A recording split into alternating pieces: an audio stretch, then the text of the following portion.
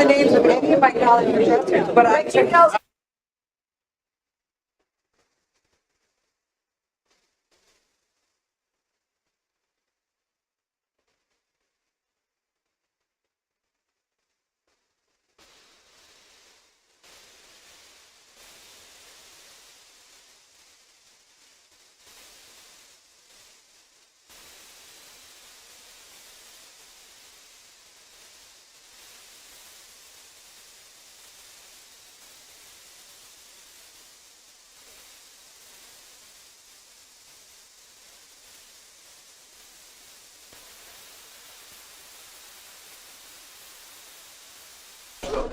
What do you think?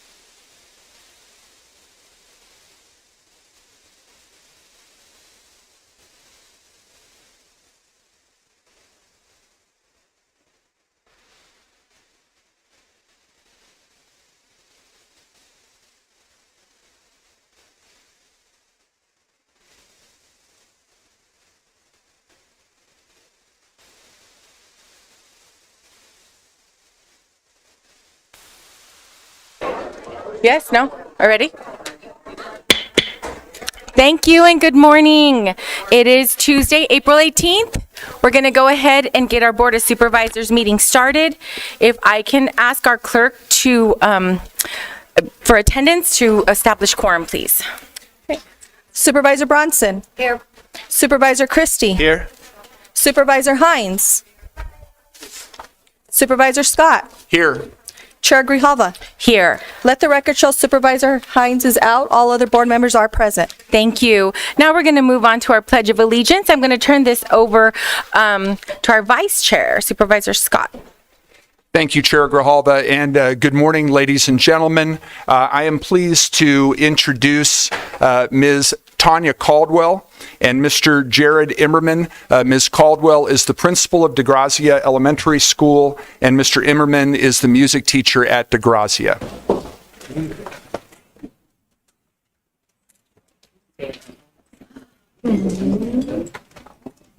You so cute.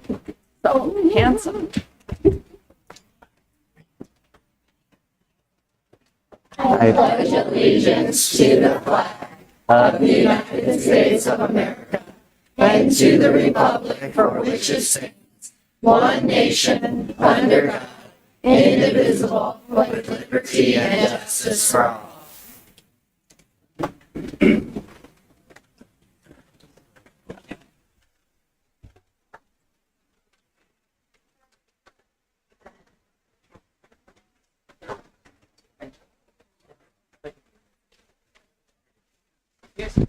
Good morning, everybody. Thank you so much for the invite to do this. I'm the proud principal of DeGrazia Elementary in Marana Unified School District. And I have some awesome students here today that would like to introduce you to themselves. The one thing I want to let you know is we are going to be singing the national anthem. And then after that, we're going to sing our Dust Devil Pledge, say our Dust Devil Pledge. And you're going to see the students raise up 3 fingers because we have a vision statement of love, learn, lead that stands for a safe and supportive culture, focus on academics, and also being leaders in our school and our community. So once you see that, I just wanted you to know what that was about. That's what their t-shirts are about. It's what we live and breathe at DeGrazia, right, guys? Okay, here they are. Thanks for having us. Hello, my name is Aspen Lane Garcia Rando. Hi, I'm Hannah Perez. Hi, my name is Gianna Isabella Camacho. Hi, my name is Casey Renee Salinas. My name is Hunter Walter.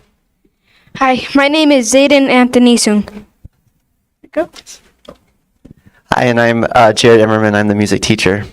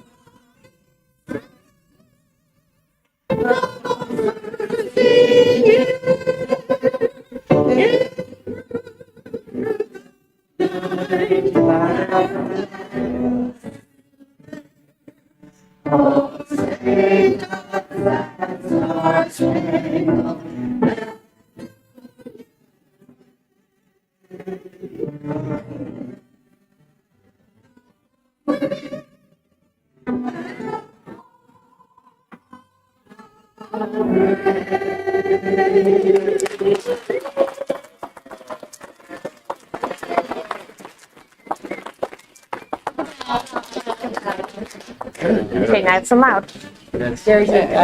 Dust devils are kind and always do the right thing. We respect everyone and everything. We come to school to learn and play. We act safely every day. We take responsibility, solving problems peacefully. We are the proud DeGrazia Dust Devils that love, learn, and lead.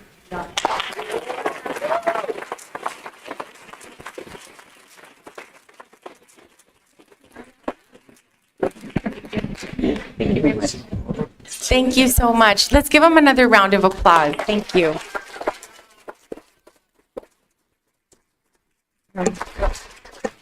I would like to ask for a moment of silence for the passing of our former director at DEQ, Barbara Escobar.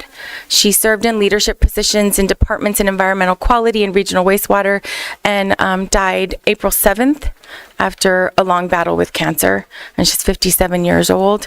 Our county administrator, Lesher, was quoted as saying, "This is a great loss for our county. Barbara was a dedicated public servant who recently risen to department director. We offer our deepest condolences to her family and all who knew and loved her." So if I can ask for a moment of silence, please.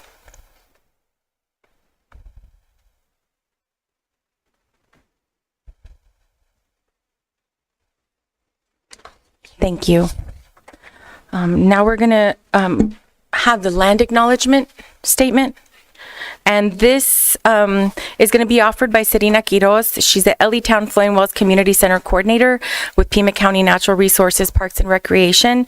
And we thought that it was appropriate because Earth Day is on Saturday, April 22nd, for her to read this.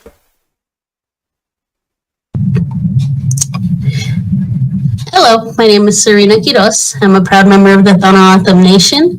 I'm also an employee for the Natural Resources Parks and Recreation Department within Pima County. And on behalf of the Pima County residents, we honor the tribal nations who have served as caretakers of this land from time immemorial and respectfully acknowledge the ancestral homelands of the Tohono Nation and the multi-millennial presence of the Pasquayaki tribe within Pima County. Consistent with Pima County's commitment to diversity and inclusion, we strive toward building equal partner relationships with Arizona's tribal nations. Thank you, Ms. Quiroz. And now we have Paws for Paws. Pima County is full of amazing parks, and the Pima Animal Care Center is full of amazing dogs that would love to enjoy them with their forever family. Today we're highlighting Storm. Storm is a 3-year-old male. He's a really great dog. He's been at the shelter since last May, but he does great with other dogs. He's super friendly with people, and he's looking for a loving home. Storm spent his morning living his best life at Brandy Fenton Memorial Park, where you'll also find basketball courts, a soccer field, a dog park, and more. To learn more about Storm, please visit us at pima.gov/animalcare. Thank you. Now I'm going to turn it over to Ms. Manriquez for agenda adjustments. Okay, Madam Chair, for the record, Supervisor Hines has joined today's meeting. Okay. So the following amendments for today's meeting on regular agenda, page 3, item 7, executive session. The county attorney's office requests this item be removed from the agenda. On page 4, item 12, economic development, the economic development strategic plan. This item will be heard at a time certain of 11 a.m. Page 4, item 13, Justice Courts, the Judge Pro Tempore appointment. Judge Carroll requests this item be removed from the agenda. On page 6, item 25, contract and award under procurement, there's a correction to the project description. It should read, to provide for pavement markings, traffic paint, and preformed thermoplastics.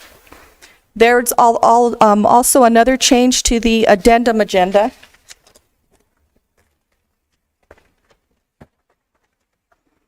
On page 1, item 4, presentation of the proclamation of Alfonso Dancil. His title is chairman, not president. If there's no objection, those are the changes to today's agenda and addendum. Thank you. And the other item, I believe we were going to move up after item 12 was item 38, that public hearing. Madam Chair, you're going to move up that item after item number 11. Correct. Okay, yes. Great, thank you. All right.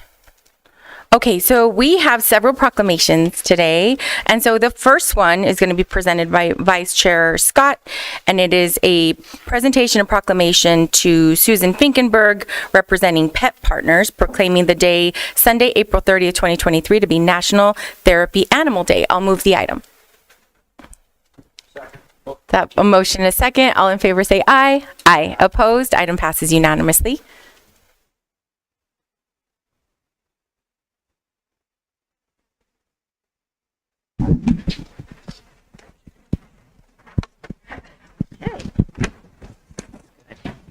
I'd like to introduce my partner here. Oh, you will absolutely get to do that. Hold on just one sec. We're going to read the proclamation and then hand you the microphone. Proclamation says as follows. Whereas Pet Partners has designated April 30 as National Therapy Animal Day, and whereas love and respect for animals and respect for the human-animal bond are shared values of Pet Partners and Pima County, and whereas Pet Partners therapy animal teams make millions of visits per year in settings like hospitals, nursing homes, schools, and hospice facilities, and whereas Pet Partners therapy animal teams support a diversity of our friends and neighbors, including veterans, seniors, medical patients, students facing literacy challenges, and those approaching the end of life. And whereas Pet Partners therapy animals bring comfort and healing to those in need, now therefore be it resolved that the Pima County Board of Supervisors hereby proclaims Sunday, April 30, 2023 to be National Therapy Animal Day. Congratulations. Thank you. And if you want to introduce yourselves and your four-legged companion. Absolutely. My name is Susan Finkenberg, and Tommy, my four-legged companion, is my third therapy dog with Pet Partners. We work at the VA hospital and at the Woods Library with the Read to a Dog program. Tommy loves everybody, regardless of age, even cats and rabbits. My partner here is Ashley Drew, and she's one of the national chairs. National Director of Special Events and Field Development, but I have the wonderful opportunity to live here locally in Tucson. Great. Thank you.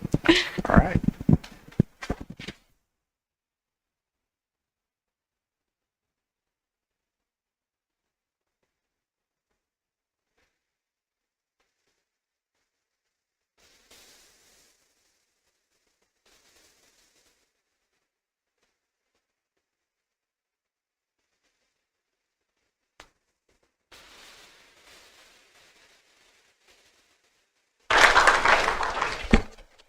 Thank you. Addendum item number 1, we have a presentation of a proclamation to the Honorable Jeff Bergen, presiding Judge Superior Court, and the Honorable Janet Bostwick, Judge Superior Court, and Jennifer Richardson, Assistant Director, Court, Children, Family Services, Pima County Juvenile Court Center, proclaiming the day Saturday, June 10th, 2023 to be Family Reunification Day in Pima County.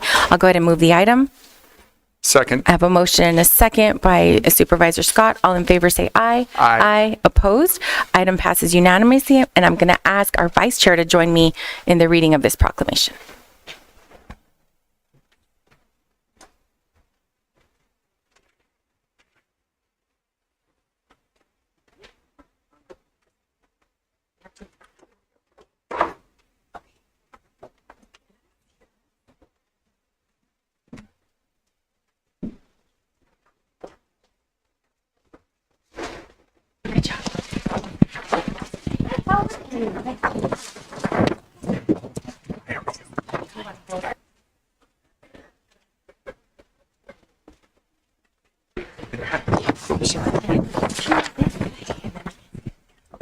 This way. Okay. All right. Whereas all children need the care, love, security, and stability of family unity, including parents, siblings, grandparents, and other extended family members to provide a solid foundation for personal growth, development, and maturity. And whereas whenever possible and without sacrificing child safety, keeping families together is an important goal for our communities and is the best option for a permanent, safe, and loving home for many children in foster care. And whereas the reunification of families takes work, commitment, and the investment of time and resources by parents, family members, social workers, tribes, foster parents, service providers, attorneys, courts, educators in the community, and Whereas for many years, jurisdictions in the United States have been celebrating the accomplishments of families who have overcome an array of challenges to reunify safely and successfully, including the state of Arizona recognizing June as Family Reunification Month under proclamations of the governor of the state of Arizona. And whereas Family Reunification Day is an opportunity to recognize Pima County families who have successfully overcome challenges that brought their children into out-of-home care, now therefore be it resolved that the Pima County Board of Supervisors hereby proclaims Saturday, June 10th, 2023 to be Family Reunification Day in Pima County, passed and adopted this 18th day of April 2023.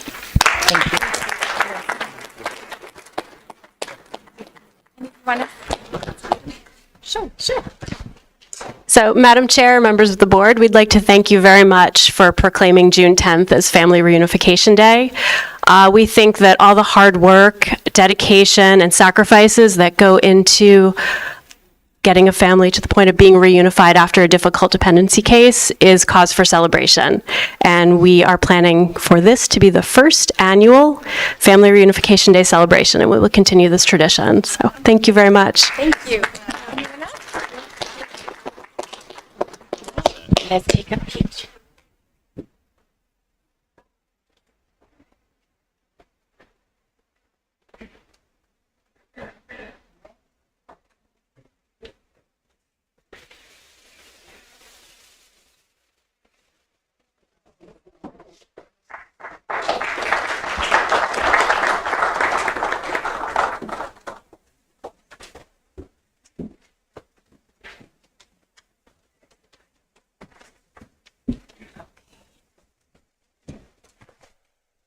And on addendum item 2, we have a presentation of proclamation to Ivana Hernandez, Nurse Director of NAF Care, proclaiming the week of May 7th through 13th, 2023 to be Nurses Week. I'll go ahead and move the item. I have a motion, a second by Supervisor Bronson. Any discussion? All in favor say aye. Aye. Opposed? Item passes unanimously, and Supervisor Hines will be presenting the proclamation.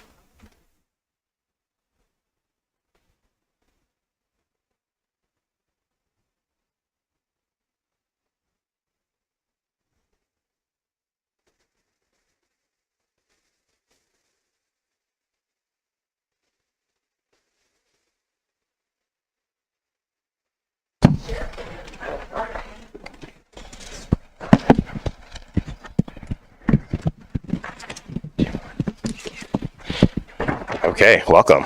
So, whereas the nearly 3.8 million registered nurses in the United States comprise our nation's largest healthcare profession, and whereas the depth and breadth of the nursing profession meets different and emerging healthcare needs of the American population in a wide range of settings, and whereas professional nursing has been demonstrated to be an indispensable component in the safety and quality of care of hospitalized patients, and whereas the demand for registered nursing services will be greater than ever because of the aging American population, the continuing expansion of life-sustaining technology, and the explosive growth of home healthcare services, and whereas more qualified nurses will be needed in the future to meet the increasingly complex needs of the healthcare consumers in this community, and whereas the cost-effective, safe, and quality healthcare services provided by registered nurses will be an ever more critical component of of the future United States healthcare delivery system. Now, therefore, be it resolved that the Pima County Board of Supervisors hereby proclaims the week of May 7th through May 13th, 2023 to be Nurses Week, and urges all citizens of the county to join in honoring the registered nurses who care for all of us. Be it further resolved that the residents of Pima County celebrate registered nursing accomplishments and efforts to improve our healthcare system and show our appreciation for the nation's registered nurses, not just during this week, but at every opportunity throughout the year. Passed and adopted this 18th day of April, 2023.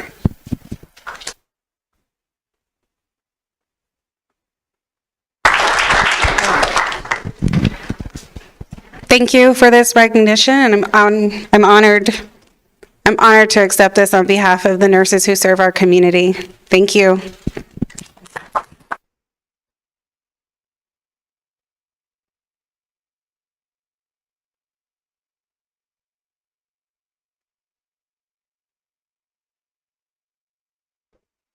Thank you.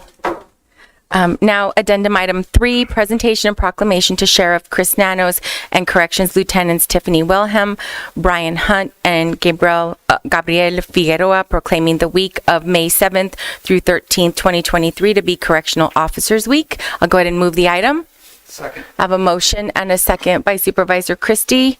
All in favor say aye. Aye. Opposed? Item passes unanimously.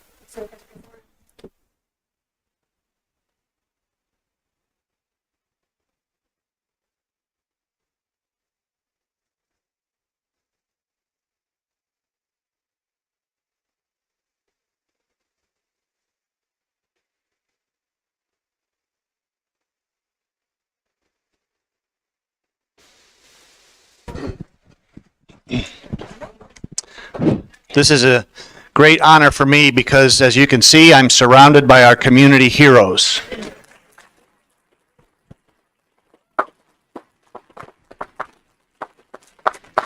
And we don't realize, and it's been said before, but each time it should be said again, is that correctional officers have the most difficult and challenging job in law enforcement, and we have the ability to acknowledge them today.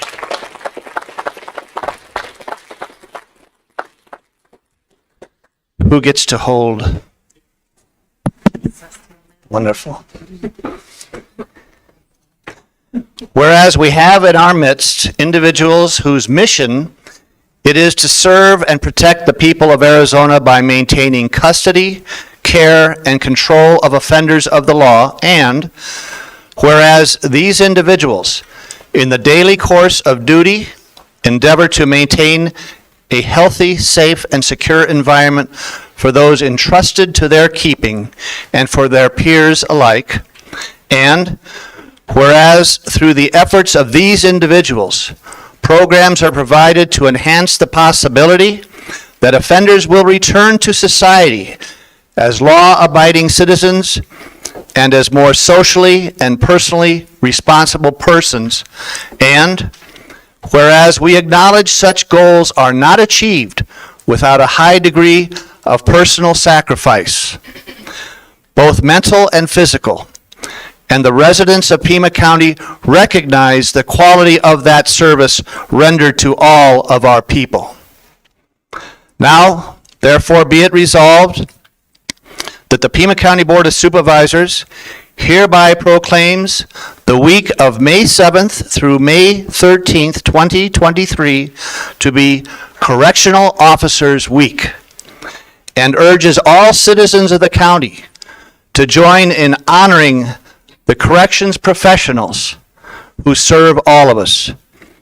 Be it further resolved that the residents of Pima County celebrate the accomplishments and efforts of our correctional officers in maintaining a safe community for all residents in and around Pima County, passed and adopted this 18th day of April, 2023. Congratulations.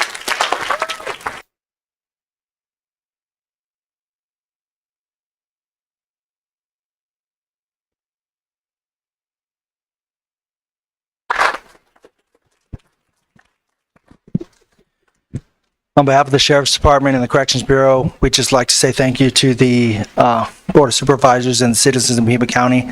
Often corrections officers work behind walls, and many corrections officers throughout the state and the county are not recognized on a daily basis, and we just thank you for giving us this opportunity to recognize our profession on a county level. Thank you. You get safer pictures?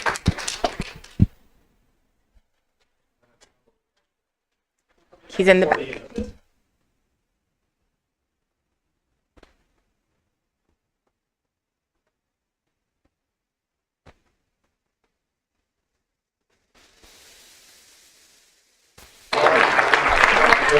Thank you.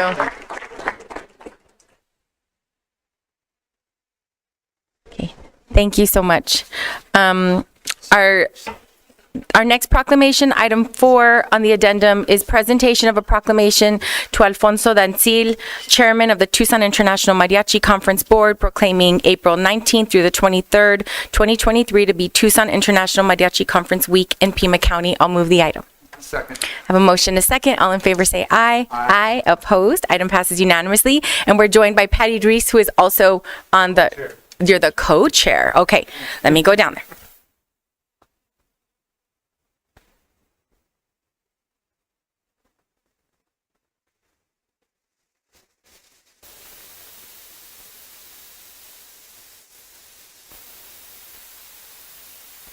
Nice to see you. Nice to see you. Okay. All right. It's long. Sorry. And it's okay. Whereas this year marks the 41st anniversary of the Tucson International Mariachi Conference, which will take place April 19th, tomorrow, through Sunday, April 23rd. And whereas the mission of the conference is to promote awareness and foster appreciation of mariachi music and ballet folklorico through the educational activities that increase knowledge, artistic and technical experience, cultural identity, and pride in our youth and community.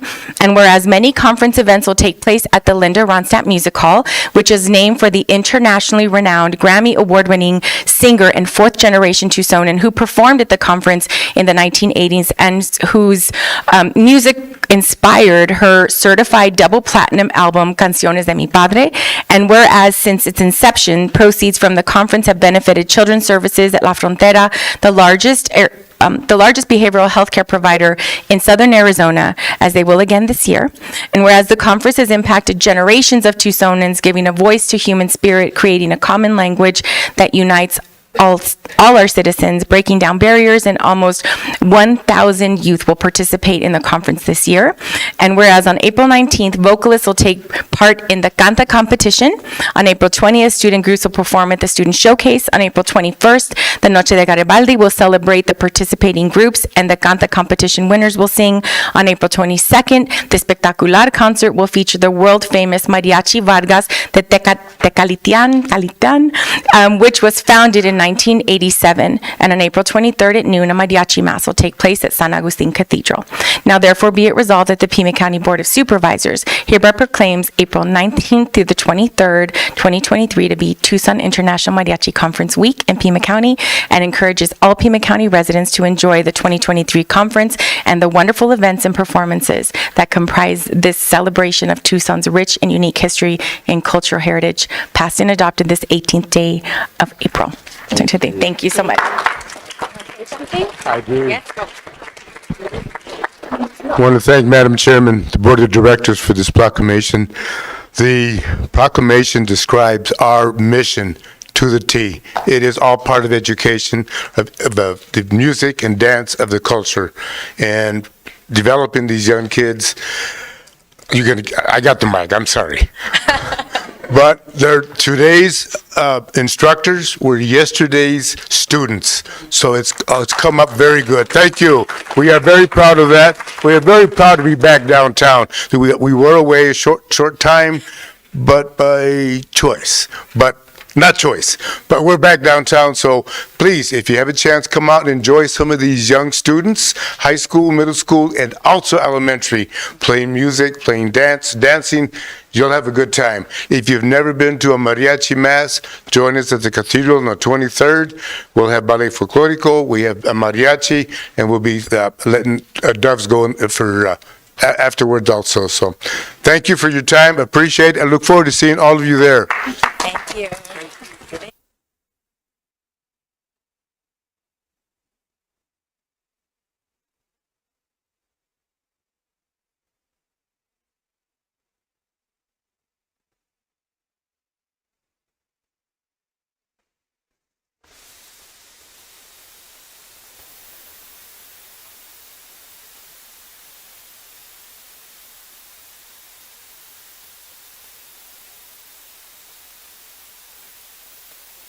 Okay, thank you. And now we're going to be moving up item 11, which is the update on county initiatives to address homelessness and public safety. County Administrator Lesher. Can't hear you. It's on. Can you hear me now? Yeah. It was on. Chair Grijalva, thank you very much. Deputy County Administrator Holmes will be making the presentation today. Thank you. Chair Grijalva, members of the Board of Supervisors. What we have before you today is basically an overview of the housing efforts that are taking place specifically in the unsheltered space. It's a very complicated system. I have support staff here from the City of Tucson who work with the Tucson Pima Collaboration and Homelessness, and our CWD director here, Dan Sullivan, to answer some of the questions.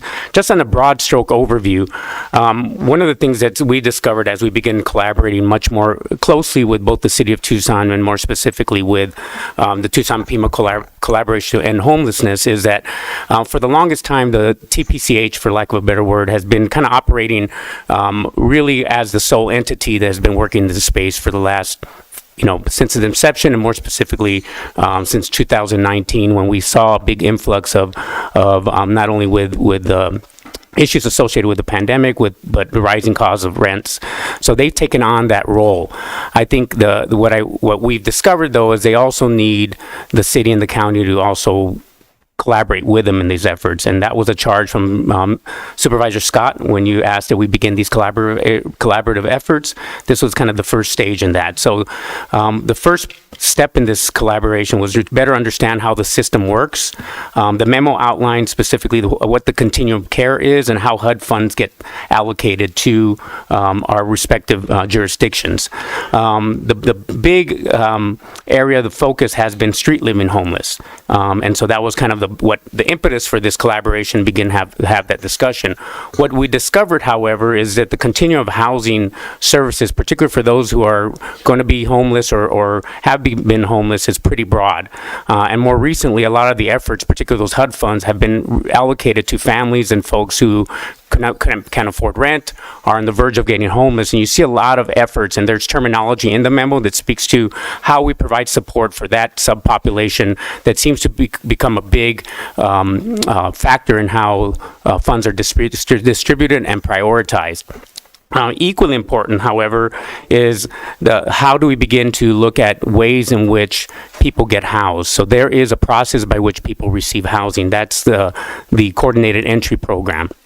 One of the areas of focus for us is really finding ways in which we can rapidly streamline those efforts, right? And so as we work collaboratively with TPCH, we're also looking at some policy recommendations to make sure that people who need housing are housed much more quicker. Currently, the process is there's an assessment tool that creates prioritization for folks, and then later down the road, they qualify for housing and then they're housed.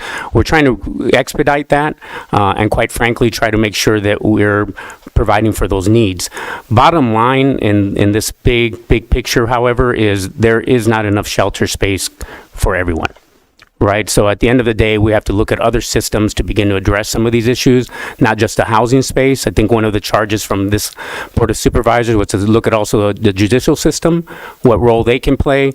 And equally important, which become clearer to us, is the healthcare systems, right? And which way in which the healthcare systems, particularly for those who have severe mental illness or experiencing drug abuse, how those particular systems can work for not only providing the support system, but also the temporary housing necessary for those efforts to be successful. So I wanted to have staff open up for questions to all of you regarding the memo and the process and anything that you may have in that housing space. Chair Grijalva. Supervisor Scott. Thank you. Mr. Holmes, in the memo that we got yesterday, you mentioned that a proposed policy was brought to the coalition to streamline coordinated entry.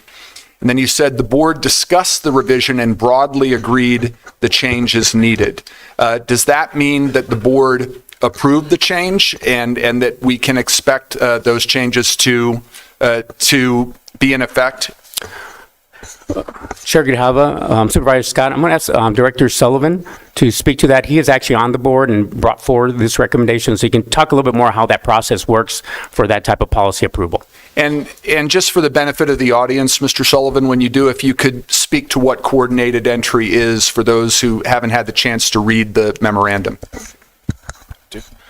Chair Grijalva, Supervisor Scott, so coordinated entry is a process with which people get into housing, and it's intended from HUD. It's a policy from HUD to equalize how people get into housing based on the severity of need that folks have. So it's essentially a way to manage people who have morbidity and issues that may make them more likely to die in the streets, and then prioritize the limited funding that we have in the community and the limited housing space. So currently, it's street outreach workers, places who serve people experiencing homelessness can administer a uniform assessment, and based on that assessment, based on other factors, that's how folks are prioritized into HUD-funded housing.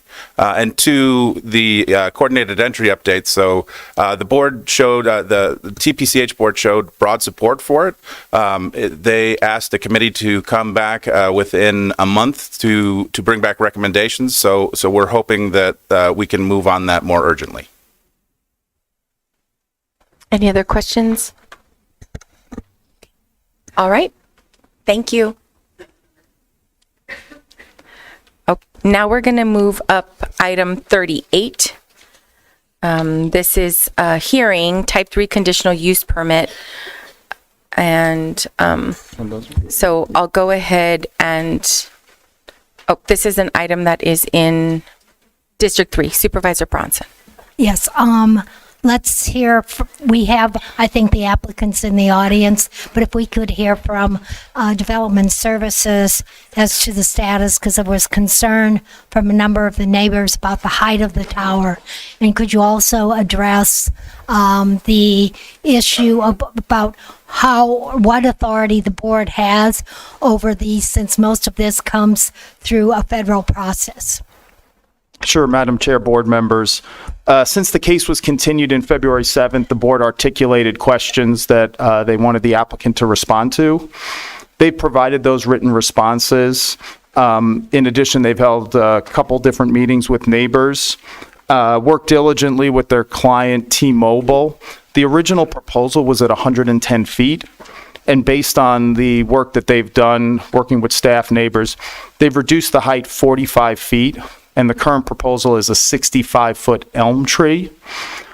This is a 41% reduction in height in the site.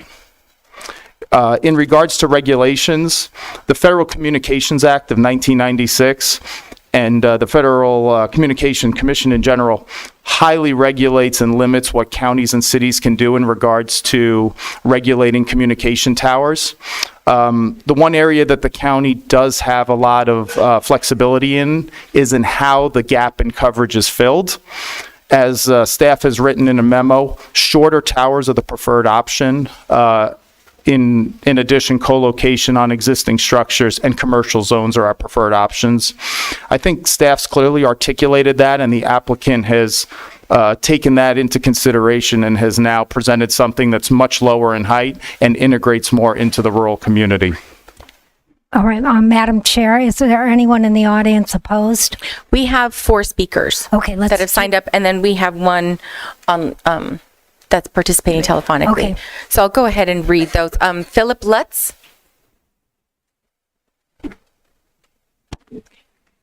And then after Philip, we have Sandra Richardson and Dan Hartke. Hello, I'm Philip Lutz. I live at 14350 West Scotland. Per the cell tower charts that they presented, they indicated the antenna being on the very outskirts of the circle of interest, which basically, if you recenter that, encompasses a completely different area. I wowould like to state that per Pima County Land Use Regulations 18-07-003, subsection Section H, subsections 1C, 1G, and 2D could be construed as being violated by allowing this tower to go in place. Clear Blue only had one neighborhood meeting, and only 2 couples were there.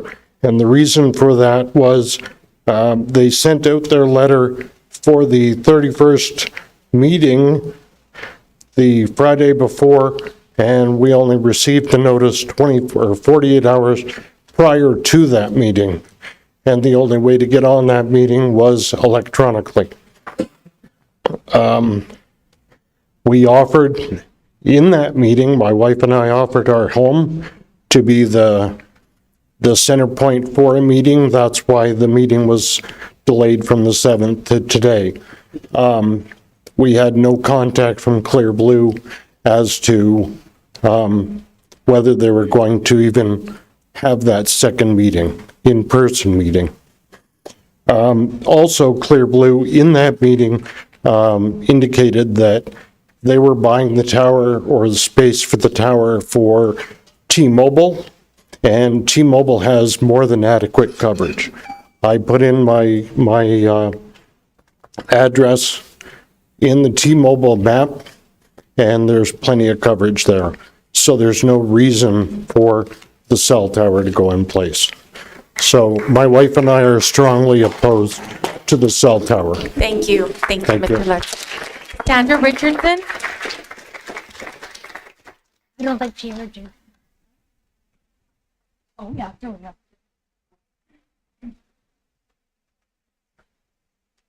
Do we have a mic, a portable?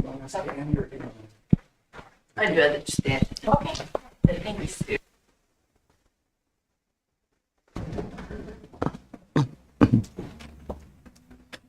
Hi, I'm Sandra Richardson, and I live at 14310 West Scotland Street. I'm at the property right next door where this cell tower is going to be going in. I am completely and passionately opposed to the cell tower being placed next to my property, and it's within 120 feet of my home. So when I walk out my door, it will be right there, right in my eyesight. And I thought to myself, instead of putting it right there, why can't you move it to the corner of the Mountain Road in Scotland? It's only recently, last week, that I became aware of the fact that there is intent to build right next to my home. I purchased my property 10 years ago because of the peaceful, quiet, and rural environment. Living next to a cell tower will ruin this environment. I spend 95% of my time at home, and I have over an acre and a half. So I bought it 10 years ago, but I took care of my mom for the last 8 years. So I've just been living there the last 2 years or so. So,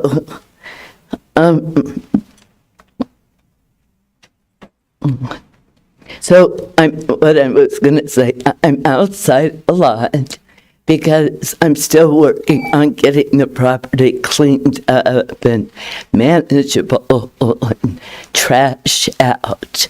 So when the weather lets me, but so the cell tower being there, I'm a cancer-free recipient, and I'm worried about my health now. Yeah. So, Yeah. so that was the big thing of me opposing living next to the cell tower and it being so close. You know, I could walk all the way around my house and still see it sticking up.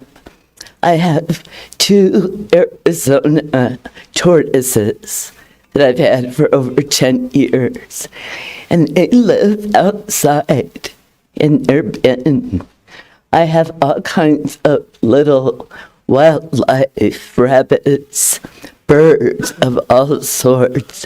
I have little ground squirrels that come in and eat. So I'm worried about them too because of the radiation coming off that cell tower. Lastly, and more importantly, this will affect my property value. I am disabled. I'm a single woman, and I've invested a great amount in my property, and I can't afford to move. This is my retirement home, and I lived in the city all my life until up to the last 2 years, and it's so nice. You don't hear the airplanes, you don't hear the trains, you don't hear the ambulances, you don't hear the cars. So, thank you so much. Thank you. Thank you for coming. Dan Hartke.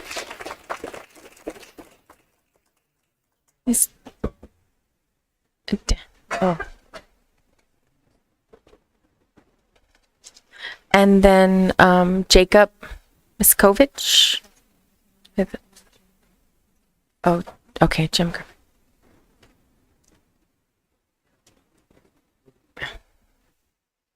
Excuse me, can you keep the screen on, please? Because it's hard to read those. Okay, so my name is Dan Hartke. I'm a real estate broker here in Tucson, and this is my sister. I'm here today to support my sister and the other residents who have voiced their concerns to me in the area. I became involved with this issue while working at my sister's house. Oh, I feel like getting emotional. I'm so sorry. While working at my sister's house when a neighbor only 10 days ago, came over and asked if we knew about this tower going in right next to my sister's house. We did not. And I assure you, had my sister gotten any mail saying anything about this, we would have tried to deal with it a lot sooner. So for the last 10 days, it's been a massive rat race on my behalf to try and notify people. This last weekend, I stood at the entrance where residents turn onto West Scotland Street and spent 2 hours Friday and 5 hours Saturday speaking to residents, handing out an information letter on how they may email the board and the clerk of the board. I handed out over 60 of these information letters, and not one resident I talked to was aware that this cell tower was going in their neighborhood area. I did my due diligence, and I'd like to quote passages from the Pima County Code ordinances. Chapter 18.07.03, Land Use Regulations. H is about communication towers. The purpose is to maintain and preserve the existing unique attributes of community character, including but not limited to architecture, historic and cultural features, historic development patterns, landscape, hardscape, and size and scale of spacing of buildings, and other structures that define the community identity of rural and residential neighborhoods, and to preserve property values in those neighborhoods. And I read that whole passage because to preserve the property values in the neighborhoods is basically saying, you guys wrote this code, why did you put it in there? G is to protect the aesthetic quality of neighborhoods by encouraging the siting of communication towers to minimize negative aesthetic impacts, ensure to the extent possible that communication towers and related equipment are compatible with surrounding land uses. This tower is not. Number 3, it says the application procedures. The minimum notification area for communication towers requiring a conditional use permit hearing is 1,000 feet in the IR zone. An IR zone is an infrared radiation zone. That is in your code. Why are they called this? Because they are emitting energy, an electromagnetic field of radio frequency radiation. Number 6, under this communication towers, is communication tower notice permitting process. Can I continue? Sir, if you just like a couple more seconds, I let your sister go a little longer. Okay. Okay, so let me go down. The permitting hearing procedures, type 3 procedures for these this is a type 3 conventional use permit. Public hearing by the Planning and Zoning Commission shall be within 1,000 feet for GR1. That's where we are. Public notice, a minimum of 15 days prior to the hearing, the Planning and Development Service Department shall provide by posting the subject property to be considered at the hearing. This was never done. Mailing written notice to all property owners within the applicable application area. Sir, did you want to submit those written items? I guess I to the clerk? could. Okay, so then we can get a copy to everybody. But your time's expired. I tried to talk as fast as I could. I know, thank you. I mean, there's some points that really need to be made about they made reference to that they try to notify people. I'm sorry, sir. I have to. Okay. Thank you. Thank you. Yeah. If you want to go ahead and submit the information, and then we also have. No, I understand, sir. If you want to submit it over here. I understand. Yeah, if you want to go ahead and submit that to the clerk, we can make sure that everyone gets a copy. Thank you. Sir, your time has expired. I appreciate that. Thank you. The next speaker is Jim Griffith, who will be participating remotely to speak on this item. Thank you for the time, Board of Supervisors, to allow me to. I'm sorry, if you can, sir, Mr. Griffin, can you start again, please? Thank you. Yes, I said thanks to the Board of Supervisors for allowing me to do this remotely. I've written letters. I've been on other meetings. I'm adamantly opposed. My wife is adamantly opposed, as well as a lot of other neighbors in the area. Clear Blue has made a very lame attempt, or no attempt at all, to actually notify all the people in the neighborhood. I think they knew the demographics when they did their virtual meeting, that they knew people were not going to be on. So I think Clear Blue has not acted in best interest of the community out there. And we've got a tower out there, as Mr. Hartke said. It's going to radiate RF radiation to an extremely high level for all of us that close to it. We have a tower that looms many, many feet above any other structure out there. It's absolutely going to destroy the neighborhood, the value of our properties, all the hard work and the money we put in these properties over the years. My wife and I are in our mid-70s. We're at the point we can't just pack up and leave either. We built this property up for a retirement property because there were no cell phone towers and the beauty of the area that's there. So this cell tower poses a massive impact to everyone out there. Clear Blue, again, has not acted in the best interest of the neighborhood. So that's kind of my nickel's worth, folks. I do not want this cell tower there. And I agree with what Mr. Hartke said. If you look at the land use policies, we're in violation of those if you let this tower go up. Okay, thank you so much. Do we have any other speakers that want to speak on this issue? Go ahead and submit a card when you're done. I submitted one for something else. No, I know, but for the hearing, we'll just need one specific for this. Okay. Thank you. I would like to say, I also researched this, and I found that your property value goes down 20% right away if one tower goes up. We have 450 cell phone towers in Tucson already. Have you done any studies on this, on the health of the population? Are you aware that they cause cancer? Those cell phone towers are often near schools, and children have they're still developing, they have soft brains, they have soft skulls, and they're not fully developed yet. There is an uptick in cancer in children. Are you aware of that? You should look into this, Dr. Hines. You can look at the prevailing, if there's any studies, but we know 1,200 studies have been done on animals, and pollinators are killed by that. Many animals are negatively affected by this, and I'm very opposed to this. I'm opposed to, you can put it in the premises, the fiber optics to the premises, and that's more safe. That is one solution. But don't put those ugly towers up in our neighborhoods that radiate us microwave radiation 24/7, 365 without any reprieve for people that are forced to stay at home that cannot get out or away. That's not fair. Please protect us. Protect the citizens. Please do. Thank you. Thank you. Any other speakers on this issue? Please, and then if you can submit a separate card for the hearing. I'm not sure if you guys are aware of this, but 300 affidavits have been served to Tucson City Council and the mayor in the last couple weeks on the deployment of cell towers and the health disadvantages that come with it. It's one of my specialties. It's what I do all day long. What the lady said just before, there's medical studies that are just oogles and googles out there that are not being represented. And I have them all in a file, and for some reason, I can't seem to find them, but I will get them emailed to all of you before the end of the day. They're medical studies, they're sites. You guys can do it for days. Read them. Thank you.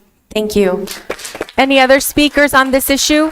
And if you all could fill out, I know some of you have filled out a card for the call to the audience, but you can fill one out specifically for the hearing. That would be helpful. Thank you. Thank you. Thank you. Confirmed with 2 tower techs. The 5G towers have to be shut down because the radiation is so severe they can't work on them when the towers are up and running. So when you're talking about putting towers closer to the ground, seems to me that would be kind of an oxymoron. It doesn't make any sense to do that. You are putting people's health at risk. That's all I have to say. Thank you. Thank you. Any other speakers on this issue? Okay, we do have, I thought there was one other. Yeah, no. And then we also have the applicant, Jacob Miskovich.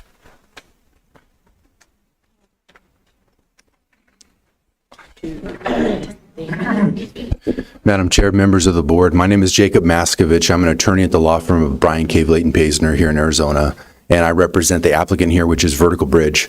Vertical Bridge builds cell phone towers at the request of carriers. Okay, in this case, the request was made by T-Mobile to locate a site for a cell phone tower in order to meet a gap in their coverage, their network coverage. So that's why we're here. I do have a PowerPoint. All these materials I think have been provided before, but there's a couple that I think are important to go over. The second slide, I believe, if we could go to it, is the coverage map of the existing cell coverage in the area. You see the red dot in the middle with a PH number, PH 68187A. That's where the proposed tower is at. We've all seen these coverage maps before. The yellow is very poor coverage.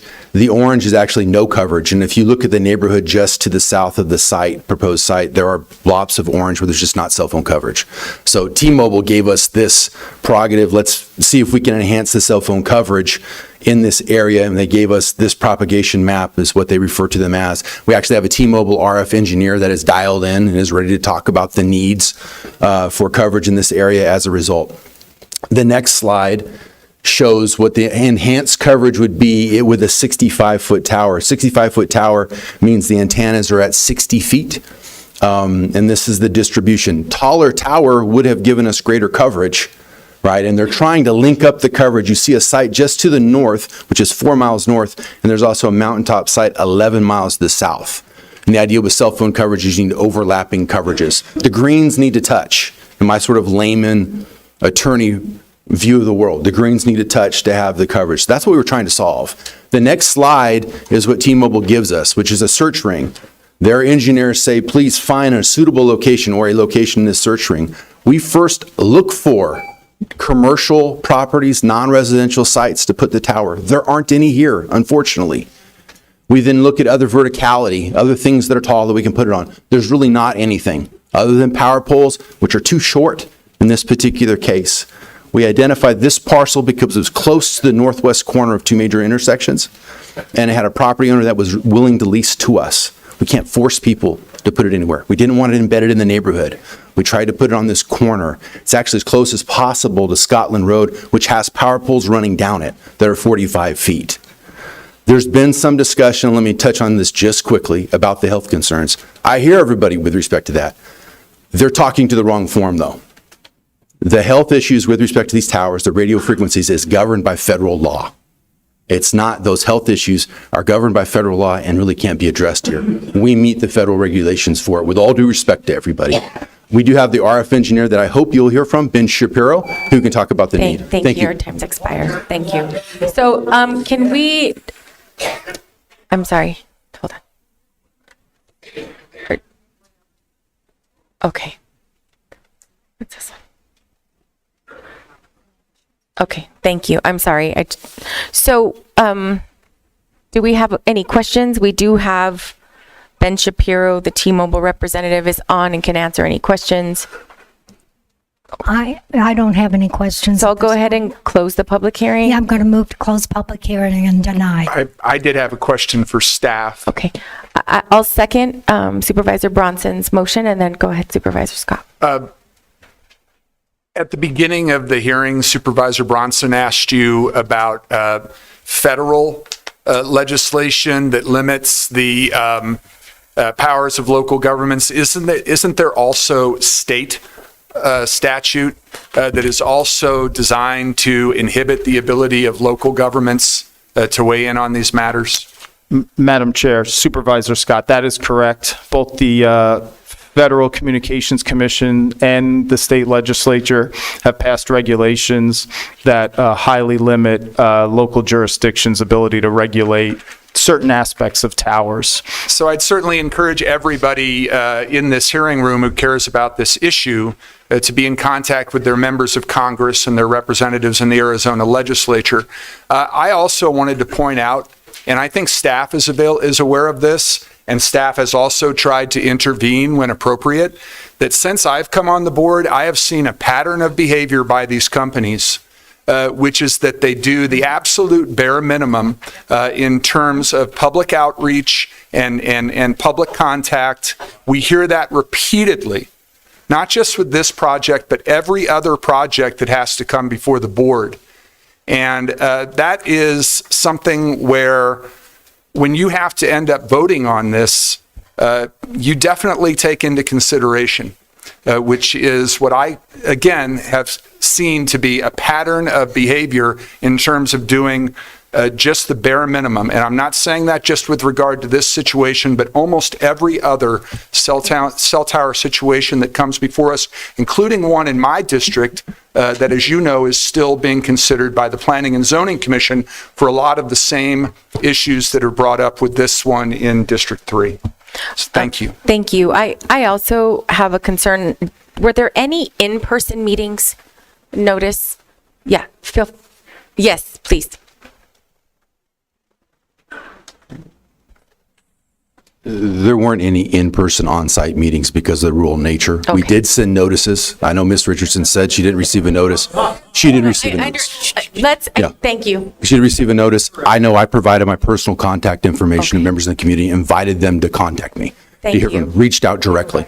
And so just to check with our county staff, when you get over 50 is when you have to come to the board. If this were 50 and under, then it wouldn't even be coming to the board. Is that correct? Madam Chair, that is correct. Okay. Towers above 50 feet are subjected to the Type 3 conditional use. And I think there's a reason for that. I understand that we're all very hamstrung. You know, we have federal legislation and state legislation and all of these requirements, but I think there's a reason that it comes to the local county boards to make this decision. And I'm very concerned. This is essentially a 7-foot building structure in the middle of a residential area.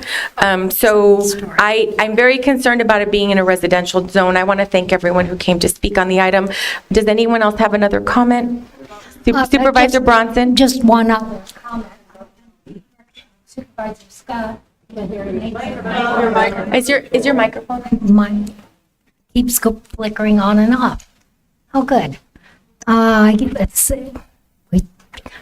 Yeah, now we're working. All right. No, I share the concerns that Supervisor Scott has, and I also, as Supervisor Scott indicated, this is something that needs to be addressed at the state and federal level. I made the motion for denial.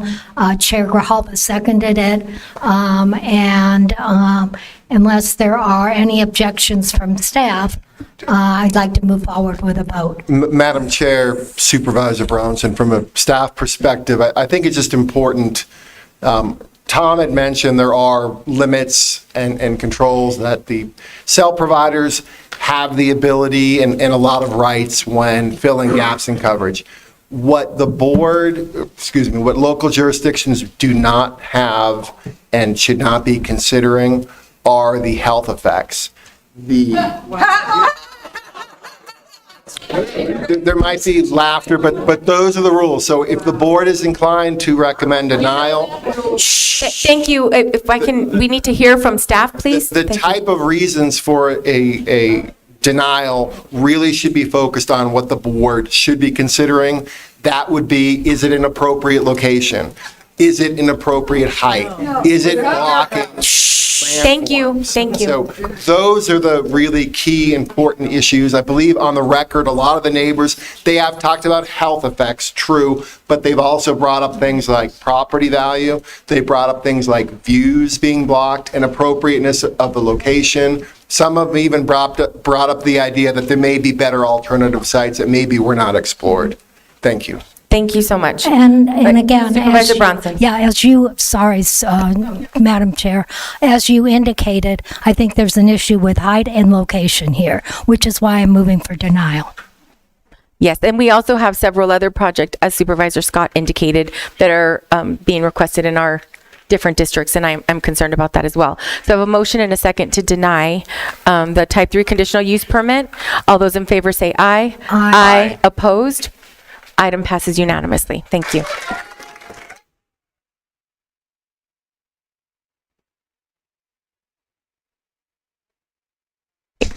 And so, yep, I have it. So now we're moving on to call to the public. So citizens attending meetings shall observe rules of propriety, decorum, and good conduct. Any person making personal, impertinent, or slanderous remarks or who becomes boisterous while addressing the board may be removed by the sergeant at arms if directed by the chair. Such person may also be barred from further attendance before the board. Unauthorized remarks from the audience, stomping of feet, whistling, yells, similar demonstrations shall not be permitted by the chair, who may direct offenders from the hearing room. And with that, we have Corey Stevens, Pilar Reese, and Michael Aaron.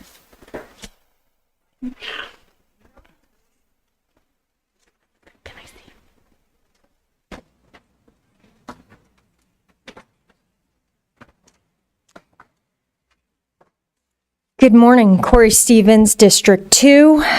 No, thank you, Matt. There was a lot of discussion last meeting about acceptable behavior. Matt said comportment or behavior should be what is in kindergarten. Matt, you have led by example, as you are the original class clown. Adelita, is it acceptable to call unmasked children typhoid Marys? Is it acceptable that unvaxxed people should be charged with murder, to state that? Is it acceptable to hold up signs and interrupt speakers during call to the public when they are presenting factual information about COVID that you don't agree with?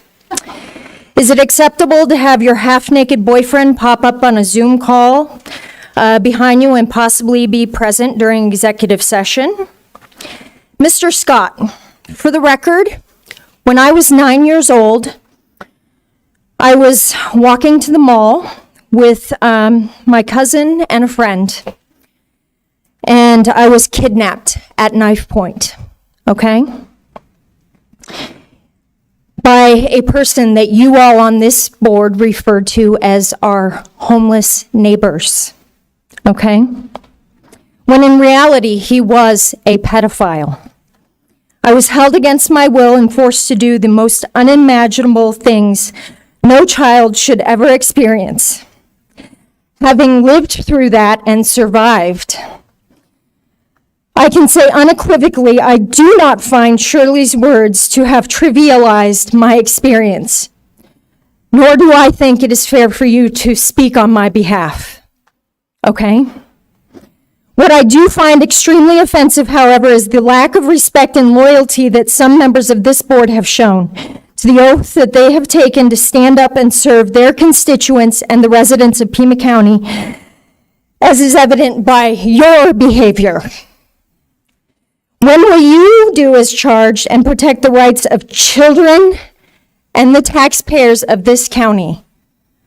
Other than today and the vote that you all just took, that's the first thing that I've seen you do to stand up for the members of this community, okay? Do as you are charged and stand up for the taxpayers of this community, not drag queens, not illegal immigrants. Stand up for taxpayers. You took an oath of office to serve your constituents. Do that. Pilar Ruiz.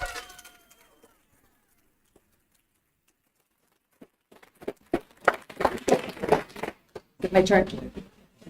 Okay, wait.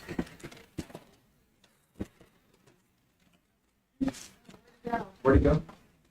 Good morning. My name is Pilar Ruiz, and in this country, people are innocent until proven guilty. When accused of slander, as the attorney knows, burden of proof of slander is on the complainant. Just because you accuse someone of slander does not make it true. I'd like to speak to item 13 really quickly. Surprise! I imagine my surprise when I saw Mr. Holt's name on the agenda. Your friend from TUSD, Ms. Grijalva.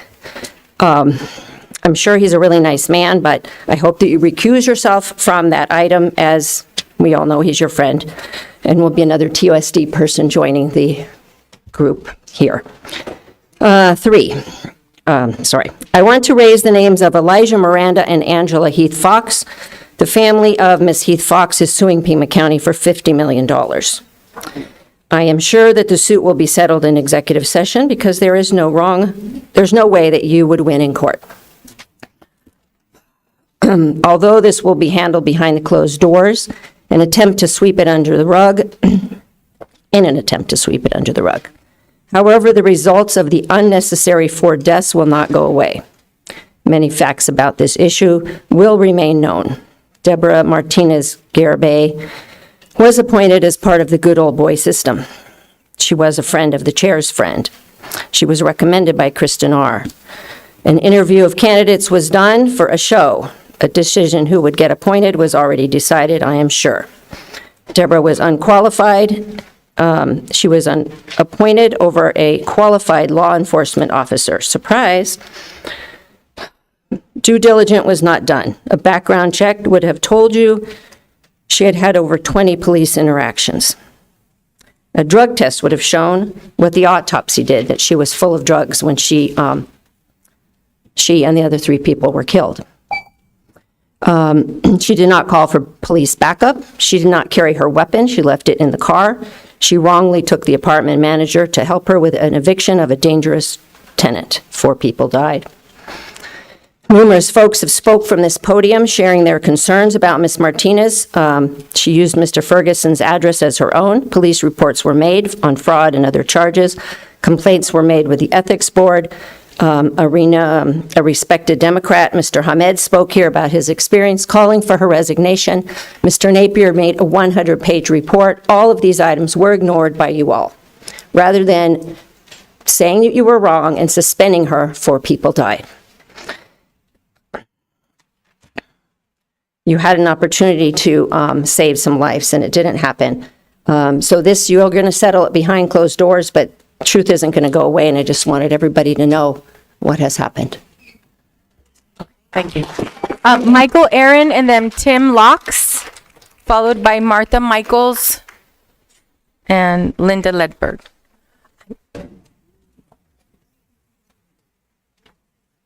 I'm sorry. Oh, you didn't. Okay, all right, thank you. Okay, go ahead, I'm sorry. My name is Michael Aaron. I'm a Pima County taxpayer. This is on agenda item 17 and 33. The Arizona Department of Health Systems granted Pima County a grant of $199,998 in federal funds for the intergovernmental agreement to target ethnic minorities and rural populations through testing, vaccination, education, reach out, systems improvement back in August 2021 as a 2-year contract. The boss approved this IGA back in June of 2022 as a mechanism for passing this funds to the total nation. Instead of terminating this remaining funds of this agreement, you all want to pass it for another year. Why? That's the question. The shots don't work. They don't stop you from getting or giving. The test kits have a high positive failure rate for a positive test. Masks don't work. This is mismanagement of taxpayer funds and county resources. This program needs to end and all the funds sent back to where they came from, the taxpayers. Thank you. Thank you. Tim Locke?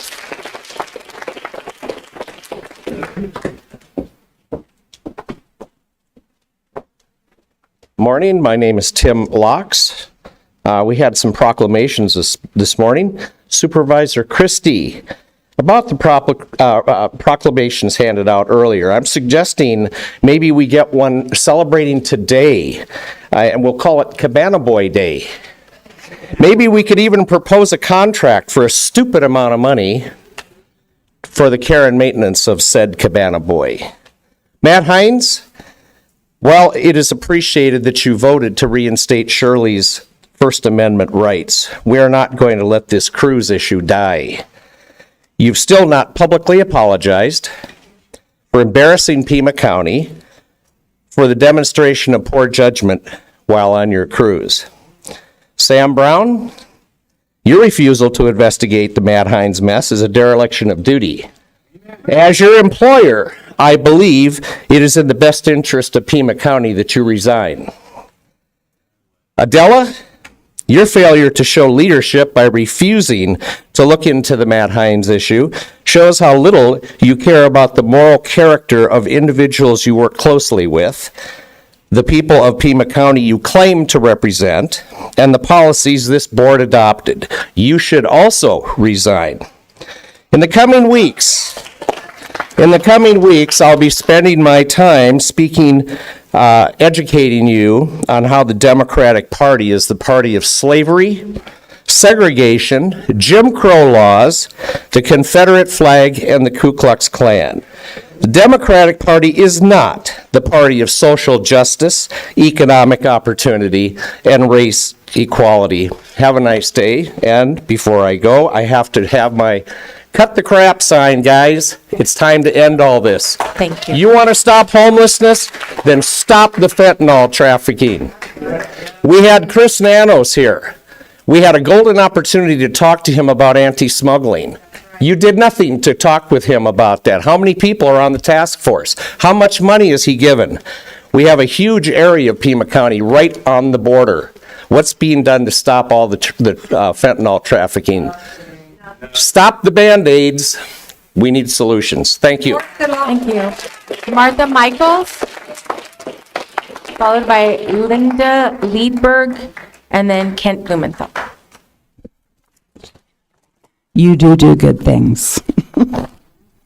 My name is Martha Michaels. I am a 50-year resident of Tucson and a 37-year resident of Sabino Town and Country Estates, an older, small District 1 neighborhood. My neighborhood roads were in a seriously poor and dangerous condition for decades. We advocated for their repair for several years. Fortunately, due to this board's approval, circa 2020, to supply equitable road preservation funds to failed neighborhood roads, these same funds finally paid for my neighborhood to have a mill and pave in 2021. Since our roads received new pavement 2 years ago, many positive changes have occurred. Our roads are now attractive and have helped to increase our property values. Most importantly, they are safe to use. Driving through our neighborhood now is a smooth, comfortable experience that does not cause car repairs. We have no sidewalks, so neighbors can participate in activities that were impossible before our pavement was fixed. Neighbors may now walk, cycle, and safely meet to chat on the road. Neighbors with physical challenges may now safely navigate the roads with canes, walkers, and wheelchairs. Kids can walk to the school bus without stumbling on a crack in the road. Parents can now carefully supervise their children's play on cul-de-sacs and take little ones for a bump-free ride in a stroller. We can also now set up chairs and have evening HOA and committee meetings on these same cul-de-sacs. Families can now trick-or-treat with kids or go see friends' outdoor Christmas lights without fear of tripping in the dark on broken pavement. Roads are much more than expensive hunks of asphalt. Newly paved and maintained roads can lead to stronger neighbor relations. Safe roads are critical to the social health and quality of life in Tucson. Thanks for supporting neighborhood road preservation. It's very important. Please continue. Special thanks to many PC staff, both past and present, who helped our neighborhood achieve new and safe pavement, especially including Robert Lane, Anna Olivares, Anna Valenzuela, and Carmine DeBonis. Linda, the next speaker, while I show some pictures, will address our neighborhood's subsequent activities that we took to help maintain our new roads. Thank you. Thank you. Linda Leeper. Maintenance matters. That was the key takeaway from our experience working to have the roads revived. Afterwards, our community then put together an interest group. Anyone who was interested in working on our roads to maintain them to the highest degree. We identified 3 areas: road erosion and road sealing, a seal coat for our roads, an early seal coat for the roads. And finally, how will we address the buildup of debris on the roads over time?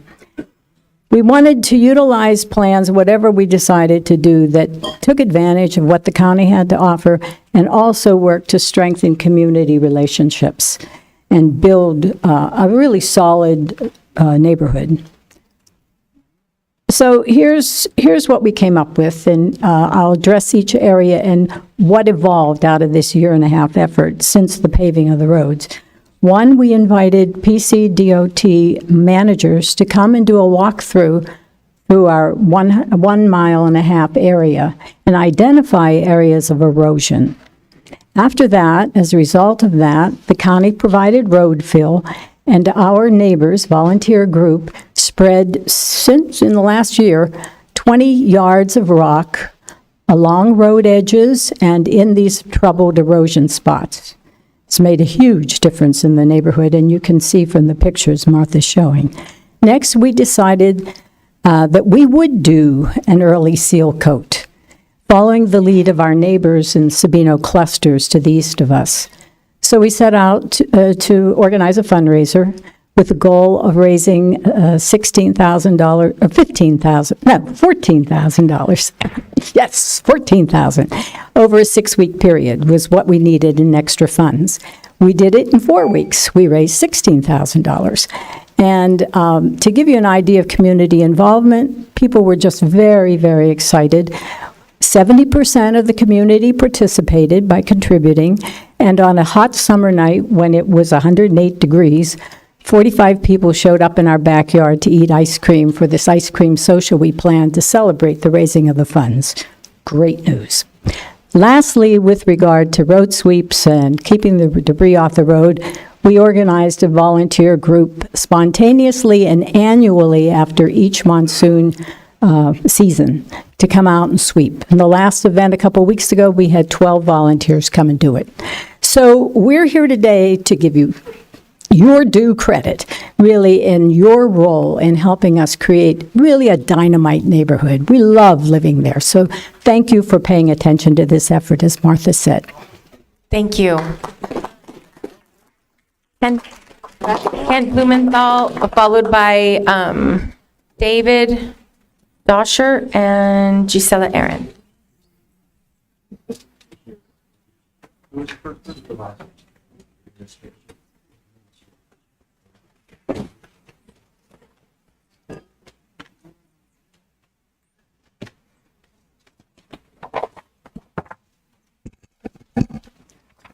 Good morning, Chair Grijalva, members of the Board of Supervisors, and Administrator Lesher. I am Kent Blumenthal, accompanied by Emil Casera, Vice President of Solar del Vallejo Homeowners Association, also known as Alamos HOA. We bring several grievances against the Green Valley Water District, one of several water districts serving unincorporated Green Valley, and to request that you apply legal authority vested in you by the state of Arizona to remedy our grievances. The Water District began planning a new communication system to include 3 metal towers in May 2020. No public notice or hearings about the project or the expenditure of approximately $270,000 of ratepayer money was shared with their customers or area residents beforehand. 2 years later, on May 10, 2022, the district sent a letter to the HOA president informing of the impending construction of a 100-foot tower located at 682 Placida de la Cotonia, contiguous to the Alamos HOA. By the end of June, it was installed. You received photos of this imposing tower with the packets. Construction of this tower, without ratepayer input but using ratepayer money, was anti-democratic, a safety hazard, and neighborhood eyesore. And since the tower is taller than law allows given its location, a violation of Pima Land Use Regulation 18.07.040. The district turned a deaf ear to several complaints from many area residents, including a petition signed by more than 80 people to have the pole removed. Despite this, in November 2022, the district notified the HOA that the case was closed. The Water District has behaved in an insidious and cavalier manner. They used public monies without public input and violated county regulations with impunity. How is it that the Water District can get away with this? How is it that a water district can unilaterally undertake a construction project that violates county regulations and greatly impacts the public without public input? Legal authority vested in you can make this right. First, have the metal tower removed as its presence is a violation of county regulation. Second, revoke the authority of the Green Valley Water District's Board of Directors pursuant to Arizona RSS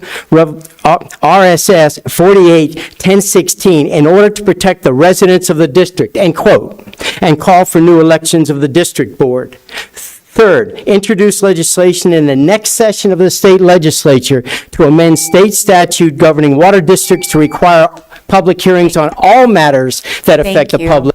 Not just the proposed rate. Your time's expired. Thank you so much. Thank you. Hope that this can be calendared for a future. Thank you. And we do have a copy of your statement as well. Thank you so much for being here. David? Dosher? No, it's okay. Thank you.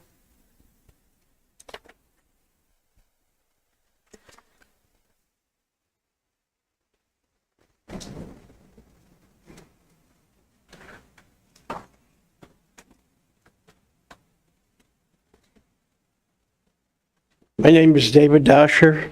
I live at 1019 North Paseo de Golf, Green Valley, Arizona.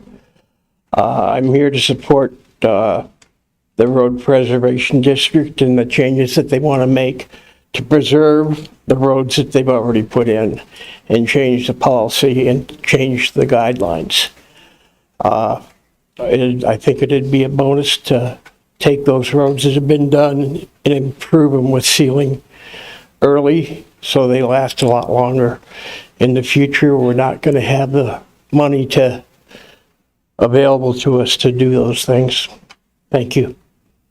Thank you. Gisela Aaron, followed by Brooke Doty and Jane Hubbard and Elizabeth Moll. Good morning. My name is Gisela Aaron, and I'm here to notify you that COVID is over. Any further disbursement of taxpayer monies constitutes a severe malfeasance and maladministration. It's an abuse of power that's not granted to you by the Constitution. Fundamental Principles, Article 2, Section 1. A frequent recurrence to fundamental principles is essential to the security of individual rights and the perpetuity of free government. Article 2, Section 2. All political power is inherent in the people, and governments derive their just powers from the consent of the governed and are established to protect and maintain individual rights. By swearing your oath of office and having it notarized, you have basically entered an agreement with the people. You are in fact trustees and our servants. You ought to do the people's will and demands, and you should not be beholden to foreign entities like the World Health Organization, the World Economic Forum, or the United Nations. I say, by participating in their goals, you are in fact aiding and abetting and overthrowing our country. You are aiding and abetting our enemies. Example, you're housing, feeding, shuttling foreigners that have illegally entered our country. You are distributing them for the Mexican cartel and the United Nations. You are bankrupting the U.S., abusing our taxes for the benefit of said foreigners. They have no allegiance to the country. They do not love America. They are here for economic gain only and freebies that you and the Biden administration promised them. So you are helping to overthrow our country for the benefit of foreigners, and your allegiance should be with us, with the USA, and your sworn oath of office.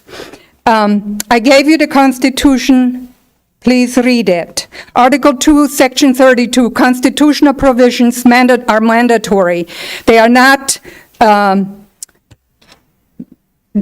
to be declared unless declared to be otherwise. If you continue this mad descent of our country, assisting in a color revolution, you are guilty of treason. This is my opinion, just like the current administration. Have a nice day. Brooke Doty.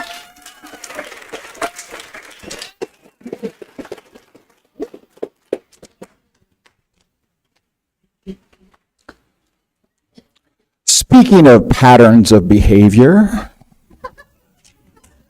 I'm here today to talk about Board of Supervisor Policy D21.1, D21.2, and D21.3. These policies specifically prohibit harassment, intimidation, bullying, and inappropriate sexual conduct directed at the public by Pima County officials. These policies apply to all employees of Pima County and to the elected officials at Pima County. If a member of the public believes that they have been exposed to inappropriate sexual conduct, or they're the victim of harassment, intimidation, and bullying, there's no process identified for them to directly report this to Human Resources for evaluation. Your policy, Chair Grijalva, says that they are, as members of the public, to report this to their elected official, to you, right? Your policy says that you must then take appropriate steps to stop it, and you must report it to Human Resources for evaluation and for resolution. When Shirley Renard came to you to report a potential violation of your policy, did you take it seriously and report it? No, instead, it appears as though you retaliated against her. Yep. Did you know that retaliation is against the law and specifically prohibited by your policy? Not only did you, it appears that you not only retaliated against her for reporting violations of your policy, but you conspired with the city attorney's or the county attorney's office to do so. So guess what?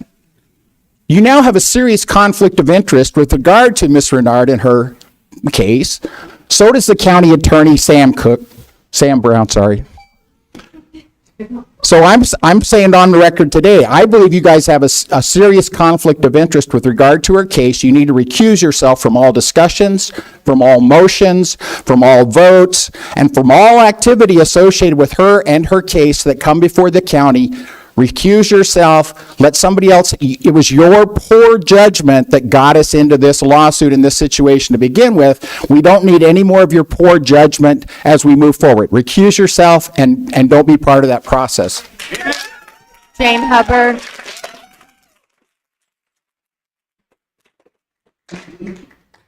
Good morning. I'm Jane Hubbard, and I'm here to again remind you when you are elected, you solemnly swore to support the Constitution of the United States and the constitutional laws of the state of Arizona and defend the United States and Arizona against all enemies, foreign and domestic. Again, I repeat, other than Supervisor Steve Christie, you have all failed to abide by your oath. You're guilty of enabling the foreign invasion of our country by directing our tax dollars to the city of Tucson and several non-governmental agencies to shelter these who are here illegally. Supervisor Scott, you have declared these are federal funds and you must distribute these funds to keep our community safe. You also said you're not responsible for the situation at the border, and I must take it up with my congressman. Well, I did that. Both Congressman Juan Ciscomani from CD6 and Congressman Eli Crane from CD2. They told me of federal funds that were rejected by our Pima County Board of Supervisors. Operation Stone Garden Grant Program are federal funds meant to protect our border with enhanced cooperation and coordination among Customs and Border Protection, United States Border Patrol, and local, tribal, territorial, state, and federal law enforcement agencies. The OPSG funds are investments in joint efforts to secure the United States borders along routes of ingress from international borders to include travel corridors in states, including Mexico and Canada. In February 2020, these funds, which would have provided over $1.8 million federal dollars to the Sheriff's Department for expenses related to border security in Pima County and that Arizona had benefited from for the last 12 years, were rejected by the Pima County Board of Supervisors. The board at this time included Richard Elias, Ramon Valadez, and current supervisor Sharon Bronson, who joined together by a vote of 3-2 to reject these funds. The reason was the federal government prohibited Tucson and Pima County from using part of the funding to assist with costs for sheltering illegal immigrants. Well, that's no longer an issue, is it, as you've now spent about $30 million in NGOs and shelters. Sheriff Napier at the time expressed disappointment and stated, "I think we allow politics to get in the way of public safety." He went on to say, "For this to be defeated today, I think it makes Pima County less safe, makes migrants less safe. It's bad public policy. We have accepted this grant for more than a decade. Nothing about it has changed." He also said he'd be asking the supervisors to come up with some of the funding he lost. If the board is truly trying to make our community and our nation safer by distributing federal funds, our tax dollars, why would you reject federal dollars that work directly to protect our county and the United States? What have you done to come up with funding for the border? The conditions at the border and the flood of unvented illegal immigrants are absolutely treasonous and criminal. We have fentanyl, hostile people coming from hostile countries, human trafficking, convicting criminals, and you must reinstate these Operation Stone Garden grants. Elizabeth Moll.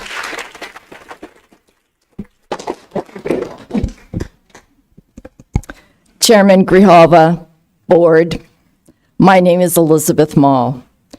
I recently read the op-ed article written by Rex Scott entitled "Schools Owe a Special Duty to Trans Kids Who Are Too Often Taught to Despise Themselves. Honoring the rights of each one of our students is a sacred charge." It's a long title.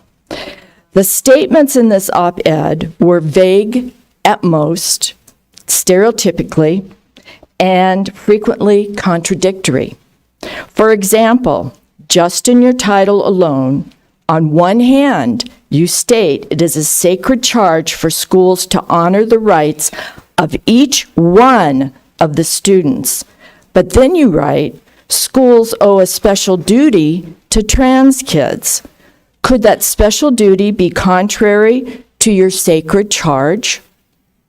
You also stated in your title, LGBTQ plus students are being taught to despise themselves.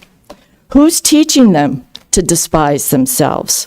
But of course, you know who, and you know how it's done. If students hear that statement often enough, they begin to believe it. That is why it was put in your title and throughout your article. As an attendee at the first Catalina Foothills Board meeting, where Mr. Scott states parents made false claims about the district's anti-discrimination policies and their effects, nowhere in this op-ed does it state what the false claims were. Mr. Scott, it is not a false claim that the administration told boys who feel like girls they could use the girls' locker room or girls' restroom if it makes them more comfortable. And they told students that without communicating this policy to parents. Mr. Scott uses the old tiresome ploy of stating these parental concerns that they were unwarranted attacks.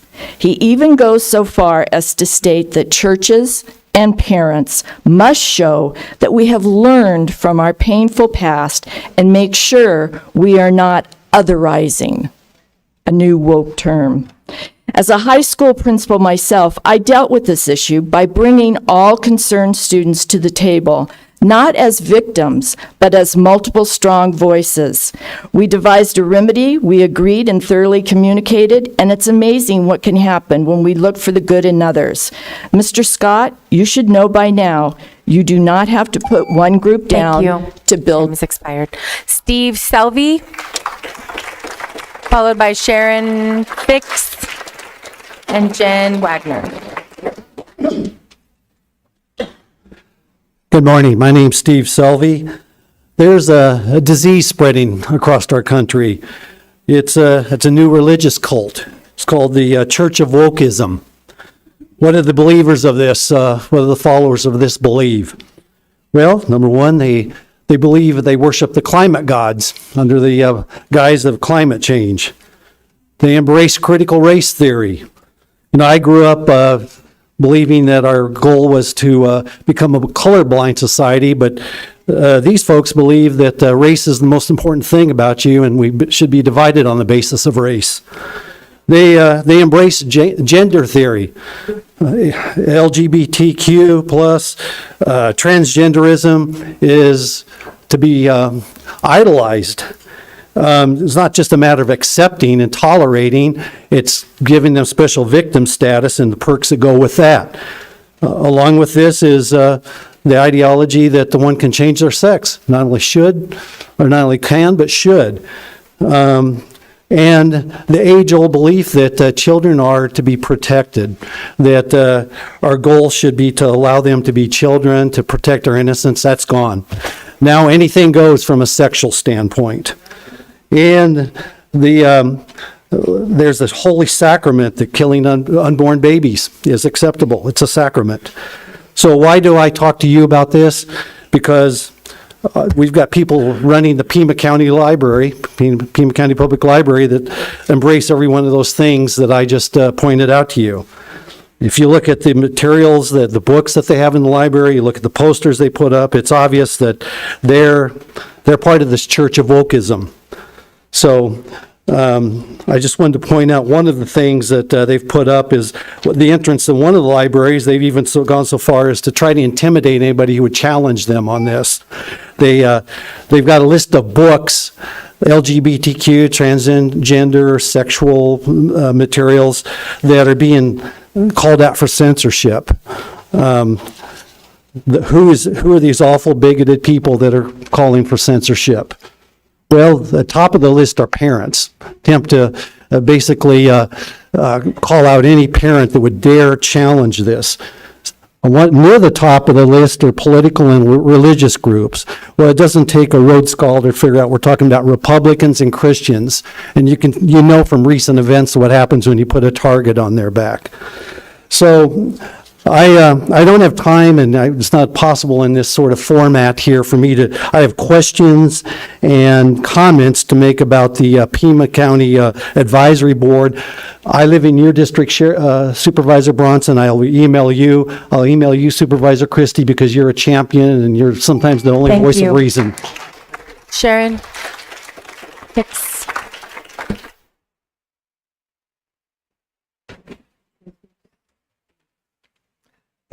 Good morning, Supervisors. I'm here, and maybe my name's Sharon Fickus. I'm Precinct 207. And so many of you might see us, all of us we're wearing Hawaiian shirts today, we're wearing leis. This is in support and solidarity that we're wanting to save Pima County. We're thanking Steve Christie for being with us and being our champion. Thank you very much. So I want to acknowledge Chair Grijalva for offering the supervisors an opportunity following call to the public to make a comment, to say something. That hasn't happened before. It's not really a conversation, but at least it's an opportunity for our comments to be recognized. Supervisor Rex Scott has provided a number of town hall meetings over a period of weeks. I attended one and recognized his willingness to take questions from the audience, engage in a brief conversation, even when he did not like the question. While I followed Supervisor Scott's comments at the town hall meetings, and I listened April for Board of Supervisors meeting regarding his goal to support our Pima County community, I was lost in the ramblings. So I reviewed Supervisor Scott's voting record based on meeting summaries provided on the public Board of Supervisors webpage for meetings during 2023 to date. During all this past year, Supervisor Scott has voted yes on all issues with the exception of 4 that came up to vote at the Board of Supervisors meetings. He voted for all except 4. I don't know how many total votes that entails, certainly hundreds, approving spending millions and millions of our taxpayers' funds. And also for the illegals, to have transportation, housing, food, medical support, and then the COVID issues. Have you not read the science? It's over. I wonder if Supervisor Scott is capable of having an independent thought about our issues in Pima County, or must he vote in step with Supervisors Grijalva and Hines? What community are you supporting? Support us. Support these who are standing here helping you and listening. We want your support. We don't want the funds going to illegals. We want it to stop. Maybe you're not hearing our comments loud enough. Stop supporting the illegals. Stop spending our money on COVID. Consider supporting this community. We will watch your voting. We have less than 11 months till the primary when we can vote you out of office. Thank you. Jen Wagner. Then after Jen, let's see, I have Jim McFadden, Paul McCreary, and Lori Moore. And if you all want to come up to the front, that'd be great. Thank you. Thanks. First, before I read my statement, I just want to say to Dr. Hines, as an actual resident in your district, I support you, and I am incredibly sorry for the onslaught of homophobia that you've had to endure. Thank you. The right to speak applies to everyone here. Go ahead. Supervisor Scott, I would like to give you the strongest and most heartfelt thanks I can for speaking out on behalf of transgender youth. We are at a turning point in the fight for the rights of LGBTQ people, and most especially trans youth. I'm so sorry. Let me interrupt you for just a second. Everyone has the right to speak. So if you could please keep your comments to yourself, you'll have an opportunity. Thank you. And you can start again. We'll start the clock all over. Thank you. Thank you. Supervisor Scott, I would like to give you the strongest and most heartfelt thanks I can for speaking out on behalf of transgender youth. We are at a turning point in the fight for the rights of LGBTQ people, and most especially trans youth. A small but incredibly vocal group of people are currently dead set on erasing trans people from the law and by extension from all public life and society. The issue has become so polarizing that even people who may otherwise be allies have begun to fear the backlash that comes with being openly and vocally supportive of transgender people, especially youth, and their right to live open, happy, and affirming lives. It is especially important that trans youth are affirmed at school. For some kids, school is the only place they can truly feel safe to be themselves because their families are not as accepting. School is a place for learning in a safe space, and that includes learning about ourselves. We cannot allow this vocal minority, most of whom do not even reside in our community, to scare us away from supporting these kids.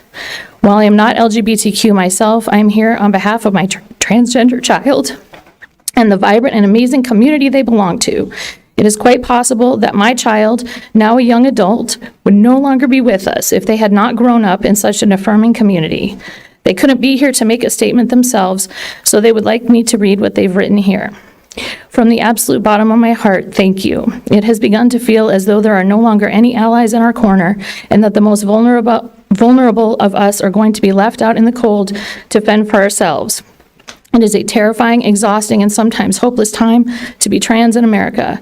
I want you to know just how much it means to me and to all of us trans folks here in Tucson to have you stand up for us and for our youth. Reading your op-ed and even writing this letter to you brings tears to my eyes.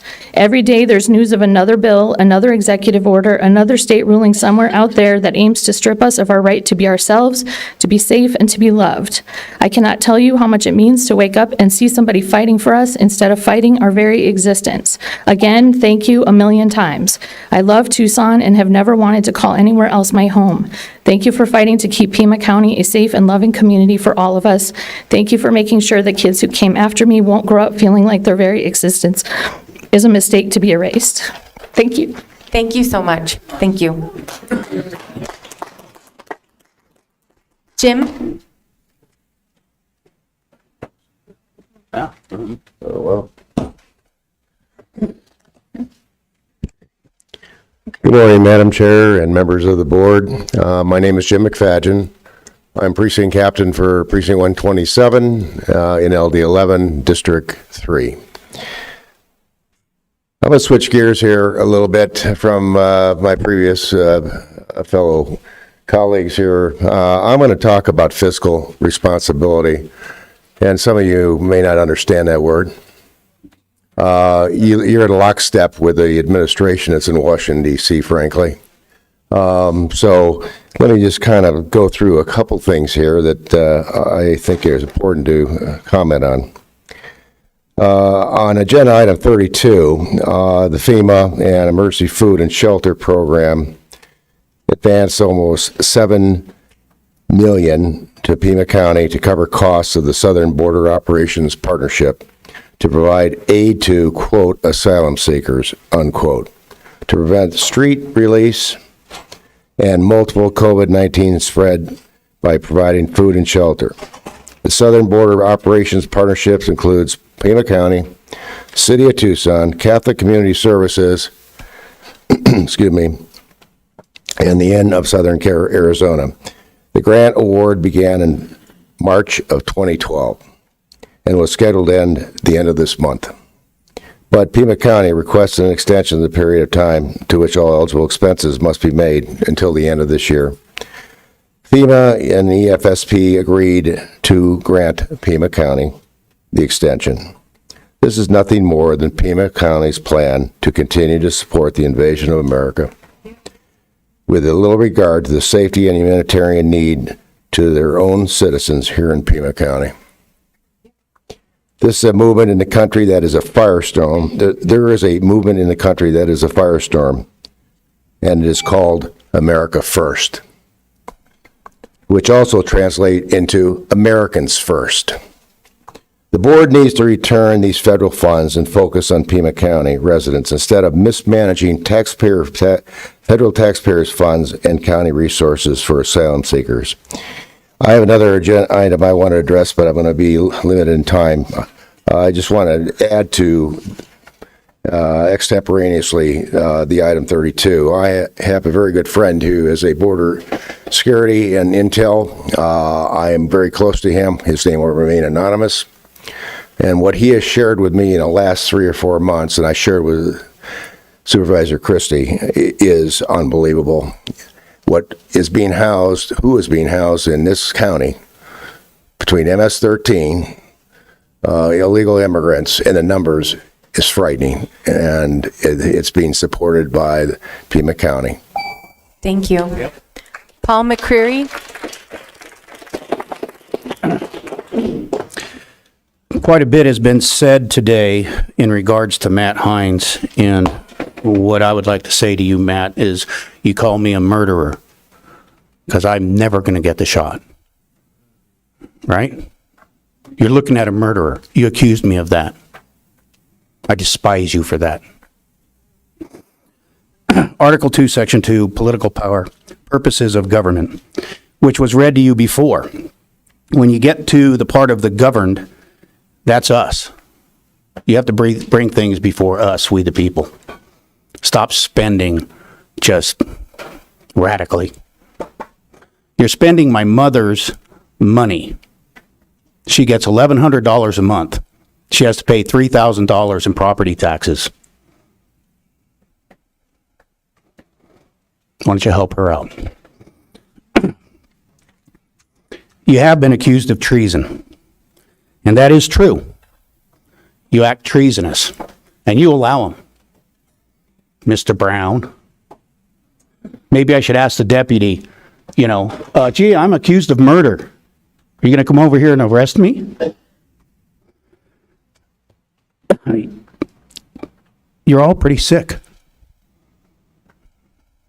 Now, last meeting, you were all formally charged with maladministration, and you're still under that charge.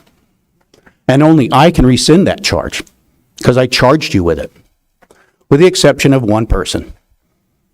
Steve, keep it up, Sharon.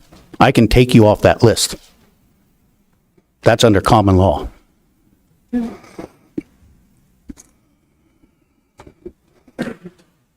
The U.S. Constitution was put out there for us, we the people, and the Bill of Rights.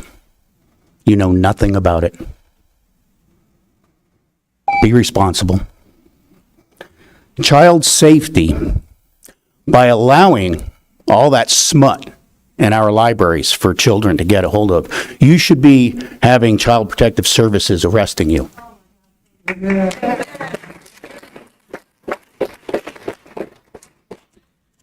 If society does collapse, that means that the Court of Admiralty will disappear.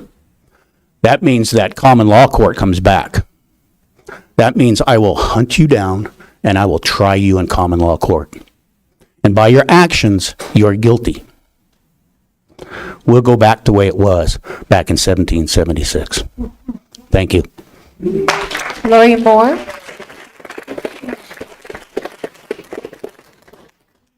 Brought a mini version. Good morning. Aloha.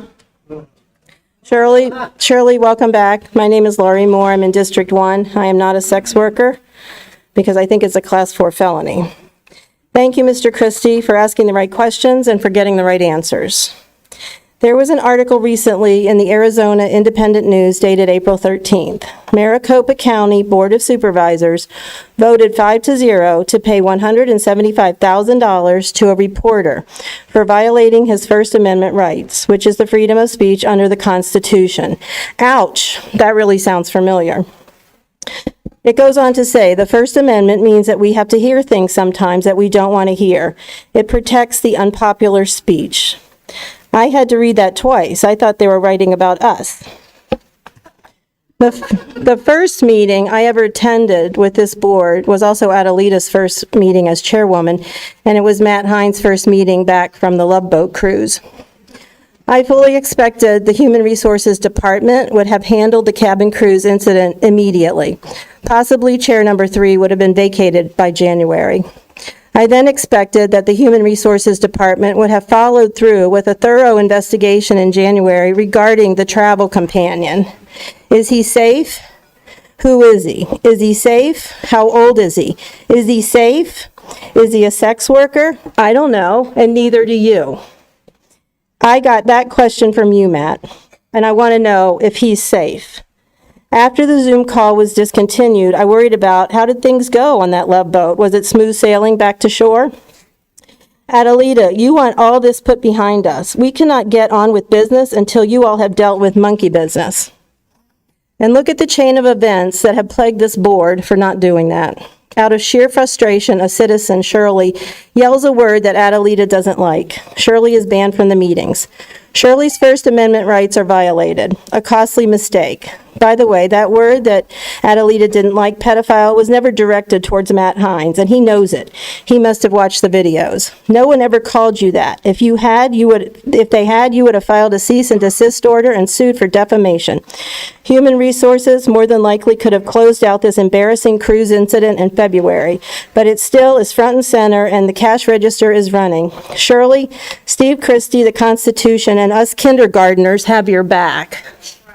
Thank you. So we're going to go ahead, if it's okay with everyone, take a quick 5-minute break and then move to item 12 for the time certain at 11? Okay, thank you. Wait a minute. You have more speakers. No, I understand that. We have an item that's time certain at 12, so we're going to take a 5-minute, I'm sorry, 11, I apologize, 11. Item 12 at 11. So we're going to take that item, and then we'll come back to the call to the audience, but we're going to take a quick 5-minute break, restroom break. Thank you.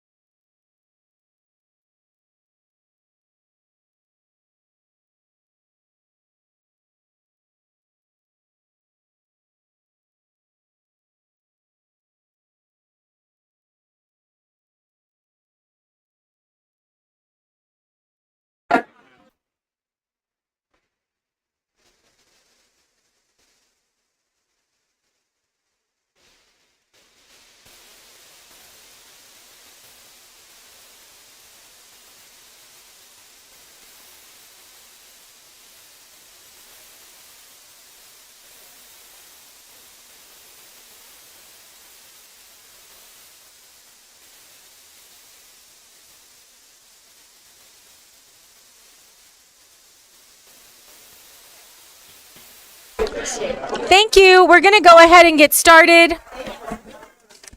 If we can ask everyone to take their seats, please.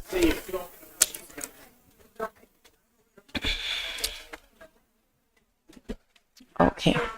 Thank you. So now we are on item number 12 under economic development, unfinished business, economic development strategic plan. Go ahead and turn it over to our County Administrator Lesher. Thank you very much, Chair Goody-Halbert. It is. Is it on? It's on. Okay, thank you very much. Sorry, it's when this came before the board before, it was continued. There was a request to look at a variety of issues, fewer items on which to focus in the upcoming years, and a couple of other things. Staff went out and met with most of the board to get some feedback. We've presented that revised report to you, and Mr. Heath Vescovi-Chiordi is here. He's our Economic Development Director and happy to answer any questions. Thank you. Were you going to go ahead and do a little presentation? Because I know you have an attached PowerPoint. I do not have an additional presentation, but I am available for any questions. So do board members have any questions? Madam Chair. Supervisor Christie. First of all, I want to thank Carmine and Heath for offering to meet and review the plan with me. I didn't take them up on it because I didn't want to put them out. Primarily because we have profound philosophical differences about the role of government and economic development. This plan that we were presented with is still a boilerplate and generic piece of work that has caused us to spend over $110,000 with a Canadian firm to generate this plan. And I can't understand if it's why we're choosing a Canadian firm. What's wrong? We're not going to do it in-house, which realistically we should be doing. But even if we're not going to do it in-house, couldn't there be somebody at the University of Arizona that could provide this plan and we don't have to spend $110,000? It seems to tick all of the boxes to meet the requirements to obtain federal economic development grants, but it cost us $110,000. The plan is Metro Tucson-centric.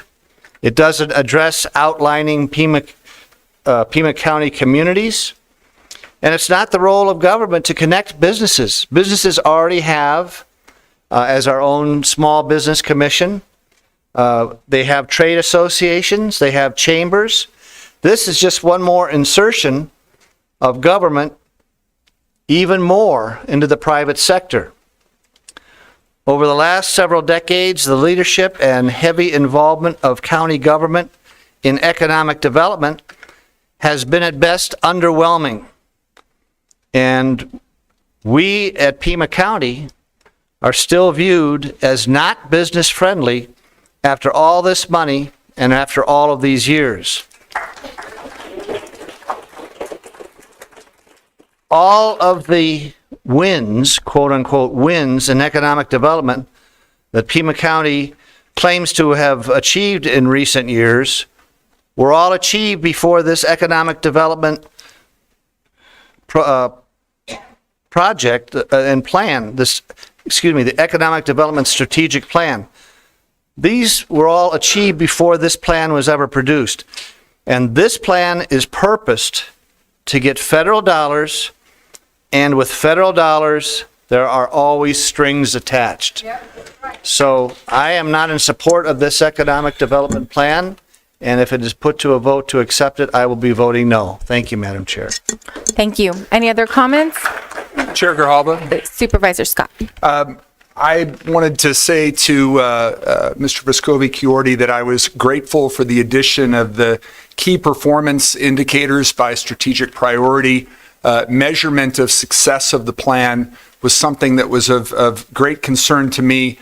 And I just want to say publicly what I emphasized to him in a conversation that we had, which is that I think there's going to be great public interest in 3 of the workforce development key performance indicators dealing with reduced unemployment, increase in workforce participation rate, and increase in higher wage jobs. And so consistent with those concerns, I wanted to ask, if the board approves this plan, how often will we get reports on its progress? There are there are short-term, medium-term, and long-term goals. What would be the intent of your department and county administration in terms of reports to the board if the plan's approved?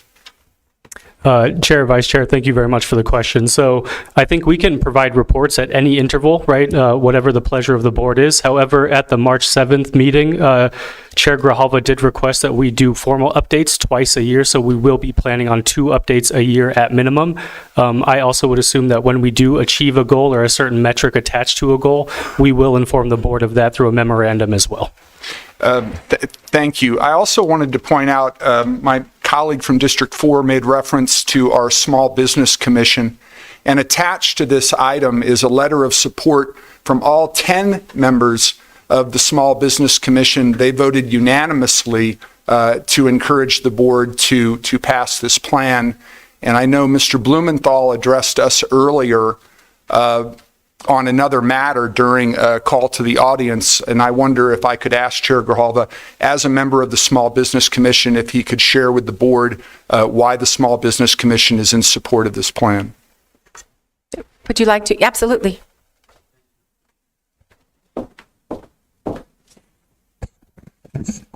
I am not a bad penny. Turn it up again here. Chair Grijalva and members of the Board of Supervisors, I am a commissioner on our Pima County Small Business Commission, and Supervisor Scott, thank you for the opportunity to comment. We did vote unanimously in support of it. We believe that focusing on small businesses, which this does, is not only beneficial for the success of business owners and their employees, but also for the overall health of our economy. And we encourage you to support, to prioritize the support for small businesses by voting to endorse this.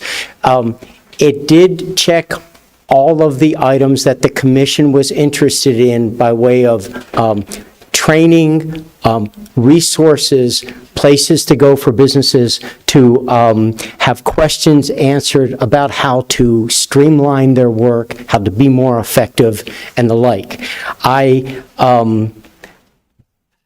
can't speak for the commission on this, but Supervisor Christie raised something, and I apologize to you as a commissioner for not having done my homework. I missed it, about who the contract would be let to, not a local firm or local university. And I have to tell you, I'm sure there were reasons that that particular grant were intended to be let to a Canadian firm, but I didn't know it, and that's on me. And I apologize to it. I would have brought it up with my commissioners. Thank you for the opportunity to speak. Thank you. Thank you. Chair Grijalva, Supervisor. I'll move approval of administration's recommendation that the board approve the Economic Development Strategic Plan. I'll second. Any other discussion? Yes, Supervisor Bronson. I'm going to vote in opposition at this point.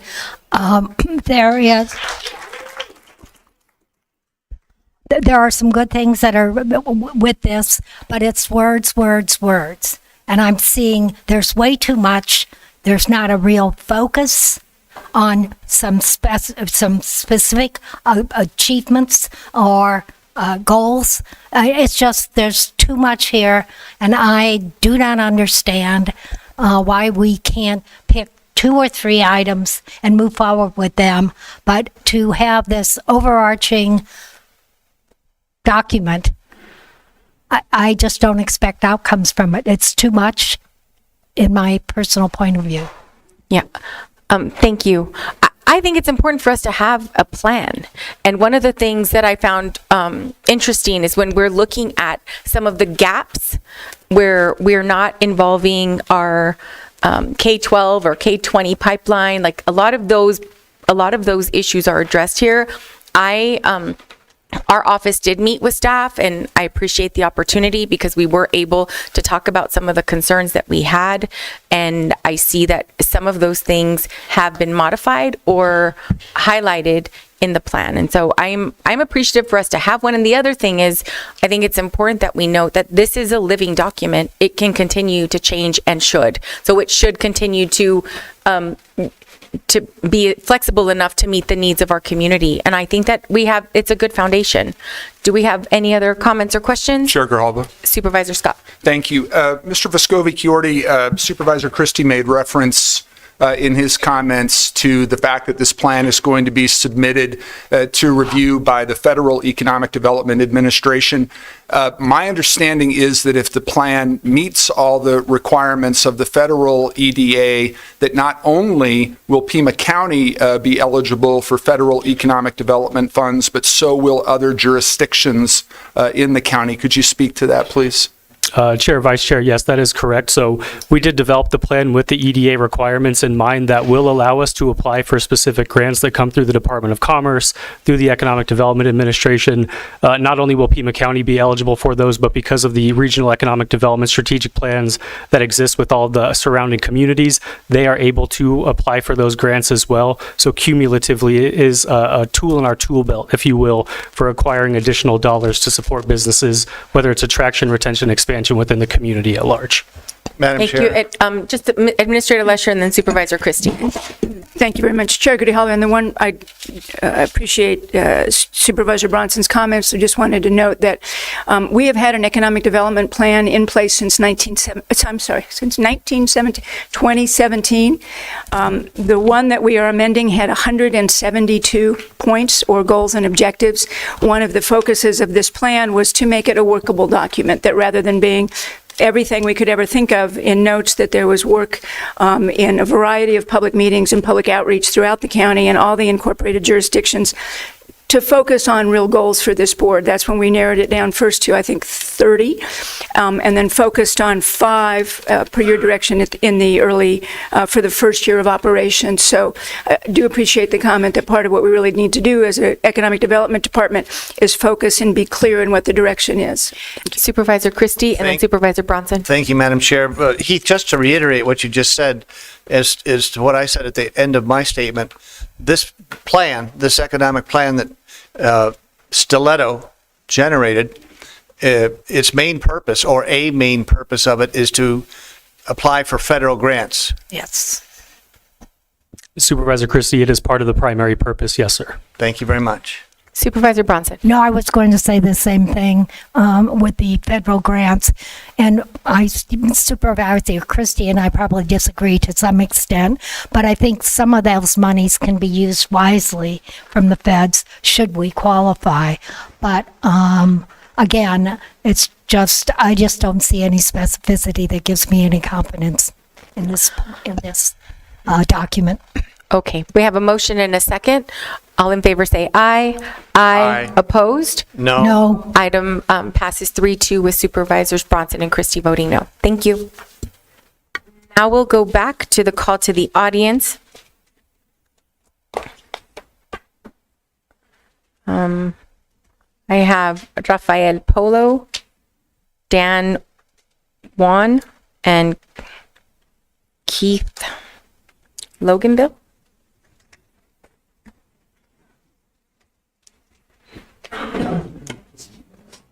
Good morning, Dan Juan here. Just want to speak to... Is Rafael Polo not here? Okay, he's coming. He was first, and then you're... I heard my name. No, that's okay. You can just have a seat right there. You'll be next. Rafael, yes. My name is Rafael Polo. Again, you can call me Raf. It's a lot easier. Now picture this. You're going on a trip. 2 men from the government show up in your house armed with a pen and a notebook. They take an inventory of everything in the house. Curtains, couches, beds, curtains, linen, art, everything is jotted down. and sent to a government library.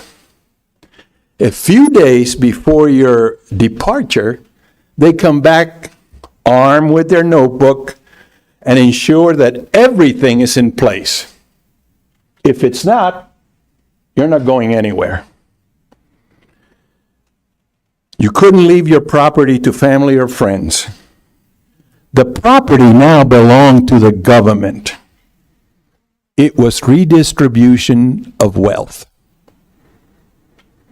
That is what thousands of families in Cuba, along with my family in the early 1960s, had to endure in order to leave that imprisoned island.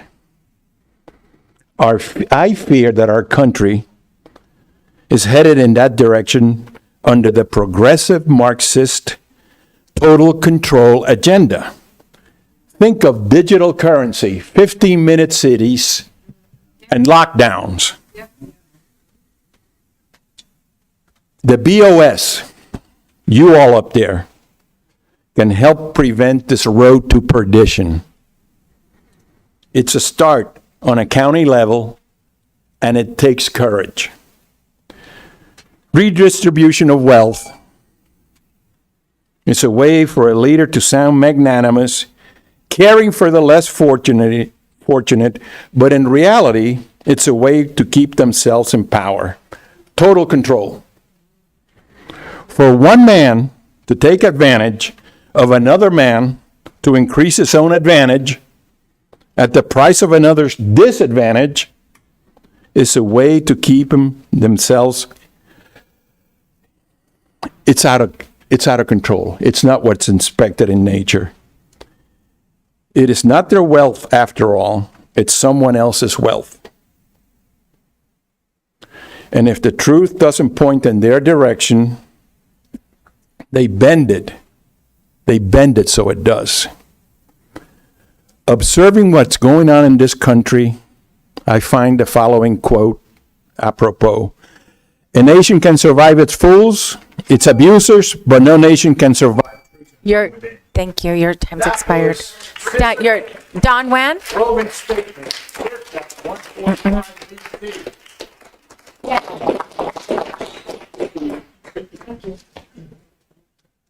Dan Wan here. Good morning. Want to talk about addendum number 5 that's been brought up by Supervisor Christie. In there, he's talking about PAYGO, and I'm really confused on that, and it's supposed to help repair of roads, unincorporated, I believe, if I've got that right. My confusion is the board supporting that or not? I'm getting indications that they're not, that they want to cancel that and replace it with something else, I guess. And my questions are you relying on federal funds today? There's a lot of road maintenance going on today, repaving. I've never seen it in all the 40-some years I've been here. I'm amazed. Where's that money coming from? Is it coming out of PAYGO? Number 2, or are you preparing for the 15-minute cities? Because we're not going to need the road, so let's just let those go to pot and everybody stays in the 15 minutes. So anyway, I would like the board to be open about that, and so I, as a citizen, can understand that. Number 2, you've already voted on the economic development plan. In the plan, do you have the impacts decisions that Pima County has done COVID on and before COVID, and the negative impact that has had on our businesses, small business, large business, etc. I think that needs to be looked at very closely, because I see it day in and day out where the decisions this board makes, 4-1 often, is having a negative impact to Pima County. You need to address that. Thank you. Thank you. Keith Loganville? Good morning, everybody.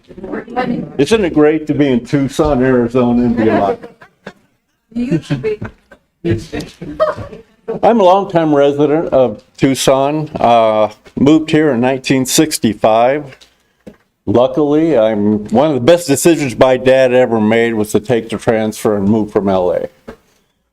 A little house, a little 3-bedroom house that he sold in 1965 for $14,500 is now listed for $535,000 in California. Steve Christie, I want to give a shout out to you. I was a resident. I fell into Amity in 1983, and I was very aware that your company, Galloway Motors, and you gave us numerous donations. So 40 years later, thank you.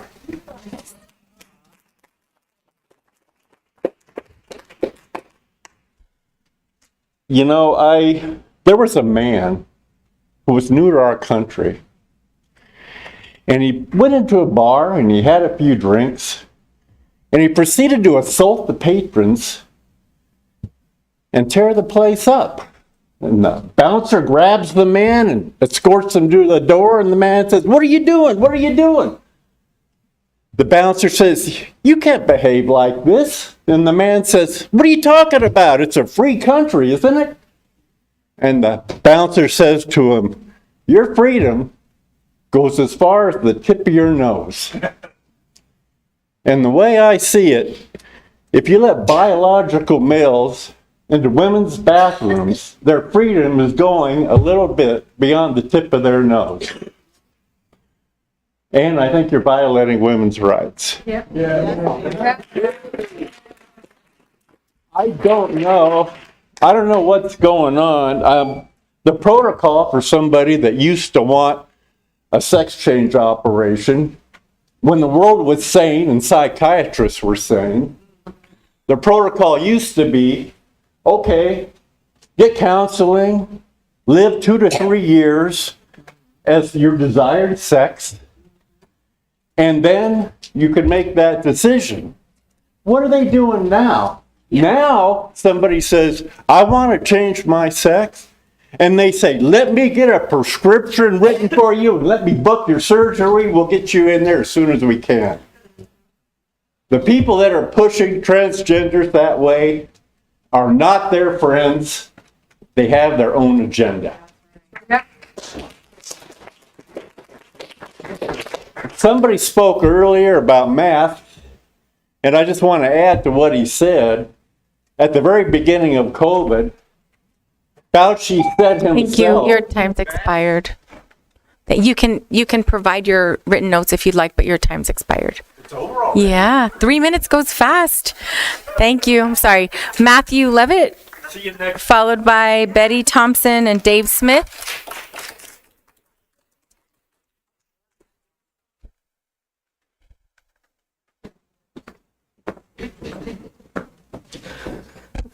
I come before the board today in refutation of the tireless consolidation of this county's power structure and citizens into the city of Tucson. I no longer see one county, but 4 different counties trapped within a power-hungry hegemony known as Pima, with its epicenter within Tucson where we currently stand. Today, with a population well in excess of 1 million souls, Pima County has but 5 county supervisors overseeing no fewer than 52 unincorporated communities of interest, along with both the Pasquayaki and Tohono O'odham nations.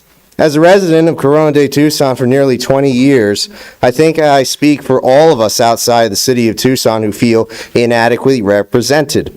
Please do not take these words as a personal attack against the performance of any individual supervisor, for it is merely a statement of fact that should spur you, the overstretched board, to be first in line at the state legislature to petition for a dividing of the nation's 16th largest county. For what is now known as southeastern Arizona, Pima, Cochise, Graham, and Santa Cruz counties was just once Pima County upon inception in 1853. Times change and civilization matures, requiring more localized representative government. As the city of Tucson continues to strive for more autonomy, should not the areas of Ajo, Y, Sells, 3 Points, Littletown, Summer Haven, Sahuarita, Green Valley, Corona de Tucson, New Tucson, Old Vale, Pamaco, and Rocking K Ranch do so as well? The fact is that we need decentralization of power with localized representation, not this Orwellian consolidation of people and power to the eventual rationalization currently referred to as 15-minute cities or smart cities. The more focus that is given by the county to the city of Tucson, the more isolated and abandoned the outlying regions of the county become. This is deliberate and, as evidenced by the lack of home ownership exhibited by my generation, highly effective at driving people into cramped urban prisons with concrete crime and cameras as far as the eye can see. We need to divide Pima County into 4 counties and return the power to the people. Thank you for your time. Thank you. Betty Thompson? Followed by Dave Smith, Rosemary Bird, and Anastasia. I butchered your name, I'm so sorry. Betty Thompson. I'd like to piggyback on what Matt said. I live in one of those unincorporated areas of the county, and I feel that I have no representation at this point. Driving on the roads in Tucson is like taking your life into your hands. I went around a corner going from I-19 onto Irvington last week and almost went into the next lane because there was a rut about this big. It's dangerous, and you're supposed to be protecting me, not just as a senior citizen, just as a citizen. You're supposed to be getting those roads taken care of. And if you I go over the agenda and I look at it and I go through what is presented every week, and all I see is more and more and more and more of our tax dollars in these unincorporated areas being spent in Tucson for garbage. And I want to see it changed, and if we have to divide the county in order to do it, then that's what we're going to have to do. I don't want to see that happen. What I would like to see is the people in the unincorporated areas be able to vote in Tucson, and we can't even be a part of your elections here, or even be a poll worker or an observer, and that's wrong. Yeah.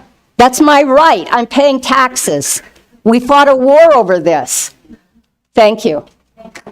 Thank you. Dave Smith?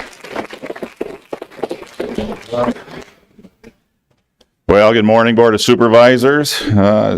Chairman, I tell you what, it's always a great time to come speak to you on today. I want to congratulate you on recognizing freedom of speech, reestablishing Shirley's right to be here. Shirley, thank you. You know, and that's the thing, I really appreciate the fact is my Supervisor Christie gave the Sheriff's Department, the corrections folks, the detention officers, a recognition today. As a law enforcement officer, I always admired those people. You know, it's one thing to face them one-on-one on the street, but those folks deal with a whole collective of them together, and that's heroic. You know, and again, I hope you keep recognizing the heroic nature of law enforcement, because these two men, they're the only ones in this room, I guarantee you, would risk their lives or give up their lives to keep you safe. Don't our children deserve that as well in our schools? There's a whole bunch of retired law enforcement. There's a whole bunch of heroes like these out here, men and women who would serve and protect the children. And let's see if we can't spend some money there instead of on people who are not citizens of this country and are here illegally. Yeah. You know, we wore this as a form of protest. It's tongue in cheek. We're already being accused of being boogaloo boys, you know, which I had to look it up. I'm so naive. I'm just an old grandfather, ex-cop, you know, the boogaloo boy, just some crazy group. But we wore it to mock a certain supervisor because he showed up on video March 7th in what appeared to be a Hawaiian shirt. So that's all we did. We thought, well, we would mock him. I hear now that he is accusing us of being boogaloo boys or racist. Here's my problem. The very guy who is instigating this protest is continuing to agitate it. It's unprofessional. It is. You know, we've had issues, we've had complaints. We wish your Human Resource Department would look into the things we actually wonder about. But I got to tell you this, just think about these things. I represent the Pima County Republicans. You represent Pima County citizens. Never forget that. I know I don't worry about what the state party's doing. I worry about the county. Those are the people that are my constituents. The citizens of this county who make and pay your salaries. They deserve the money. They deserve you to husband those resources. Quit spending our money so frivolously. Honestly, Steve Christie, thank you. Ms. Bronson, thank you too for the times you have stood up. And again, Rex, when you've stood up, please, let's treat us like adults, and you continue to act like adults. And again, thank you for recognizing Shirley's rights and recognizing those deputies, those people who serve and protect us. Thank you. Rosemary Berg.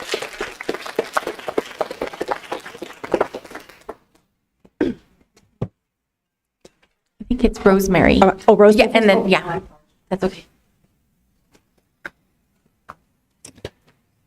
Hi, Do you want to move closer to the mic?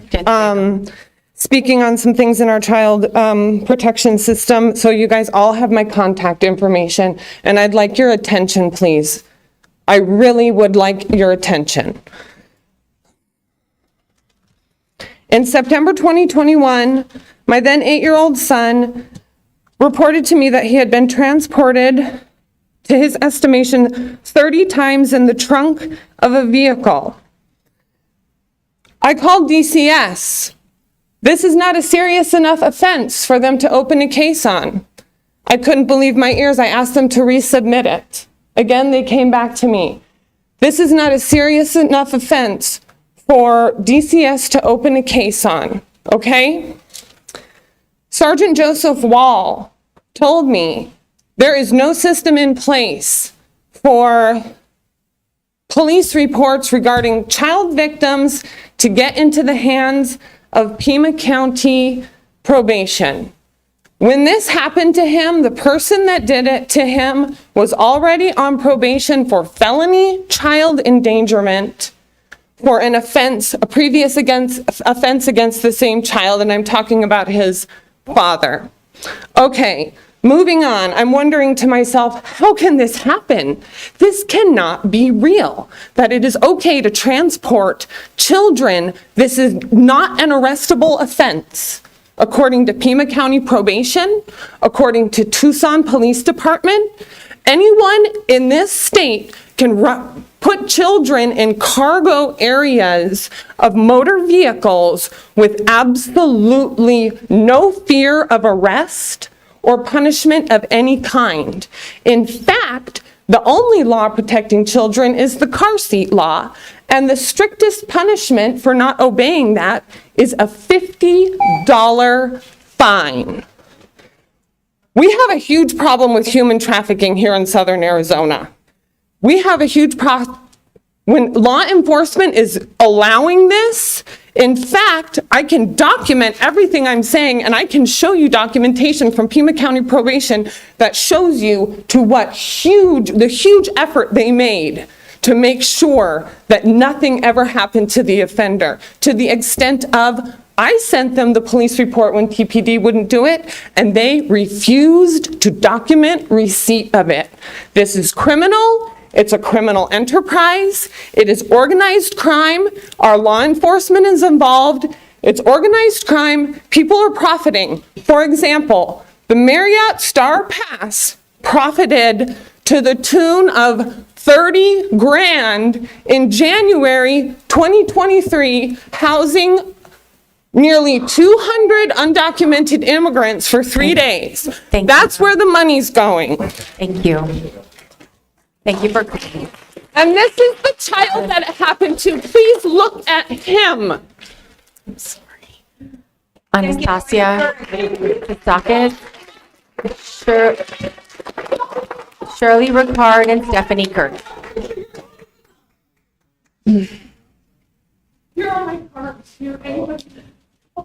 So I see you got our memo, Adelita. Thank you for wearing your flowered shirt.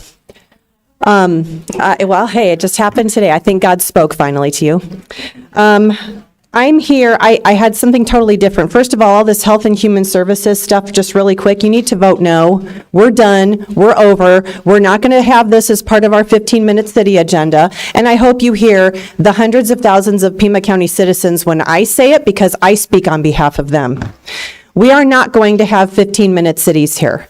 We are not going to have you partnering with the city of Tucson to be able to take our rights away. We are not going to have the Constitution stripped. We are not going to have our civil rights violated by you or anybody else. You may be holding an elected position, but we are more than you.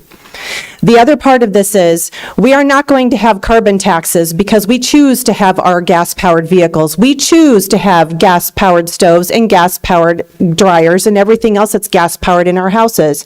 It is unfair, unwarranted. I read a 197-page document for Resilient Tucson.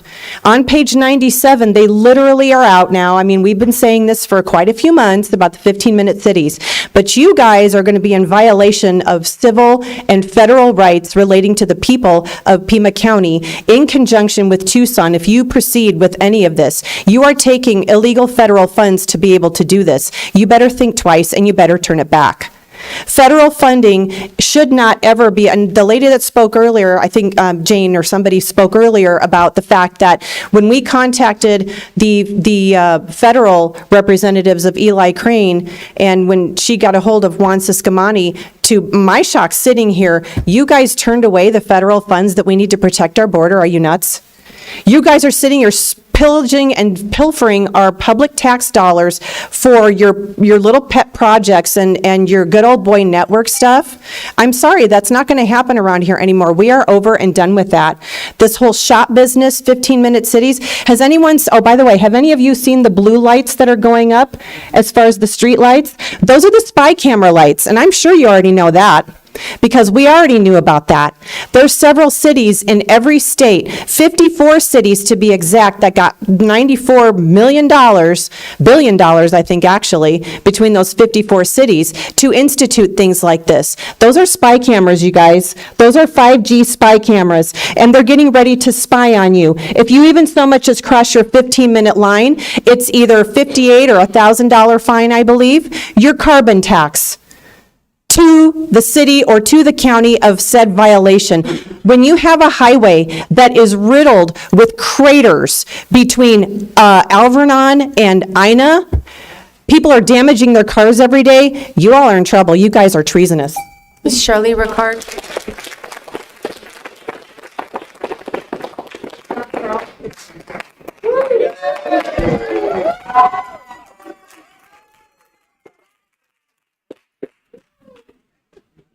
Wow, my unlawful punishment was vastly foreshortened. Many thanks to Steve Christie. Thank you, Sharon Bronson, for seconding Steve's motion, voting with your mind and your conscience, exercising your constitutional duty and obligation. I'm so very proud of you, girlfriend. After your 3-month revocation of my constitutional rights, you've acquiesced, either due to public pressure or under the direction of your attorney, to try to preclude further gross unlawful action and misconduct. At the last meeting, indeed, several of you stated publicly that the sole reason that you voted thusly was to move past this, get it behind us. Now you can get on with other business. While I agree that moving on would be a very prudent action considering the circumstances, you've failed to consider the looming elephant in the room. What circumstances initiated all of this, and why did it happen in the first place?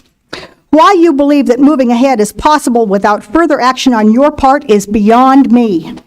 You didn't extinguish a fire by your actions. You added a friggin' accelerant. Matt has not been held accountable for the presence of a stranger in his stateroom during executive session. We, the people, have yet to learn how much of this private business to which that young man was privy. We've yet to be provided with the requested proof that myself and others of this body have demanded from the onset of this fiasco. These were the two issues that were the entire crux of the Hines debacle, as it's come to be known. You'll like that. Members of the board have protected Matt Hines and played along with his perception of victimization, while others have failed miserably by not doing their due diligence in the pursuit of truth. We have stated repeatedly, we the people want to see the evidence in writing. It's not just me, even though I am the only person who's been ostracized and physically assaulted in the lobby of this people's building. Rex Scott, when I addressed this board, the word pedophile, it was always used with a qualifier. As you'd be aware, had you bothered to review the video evidence tapes of the several previous meetings, as has been suggested by myself and others. To clarify, Hines wouldn't meet the criteria of being a pedophile unless certain criteria were met. That condition is that the other participant of the pair would have to be under the age of consent. It would be so very easy to prove if it were true. We're only questioning what we personally witnessed on the camera during the board meeting. Adelita, my very next action depends on you. You're advised to take the wise and prudent course of action to demand that action be taken, finally, to provide written documentation. And Jan Lesher, you need to do a thorough human resources investigation of Matt Time's Hines. expired. And Thank you. Stephanie Kirk. And then our last four speakers are Ann Rose, Keith Van Heinigen, Susan Kelly, and VP Salvatierra.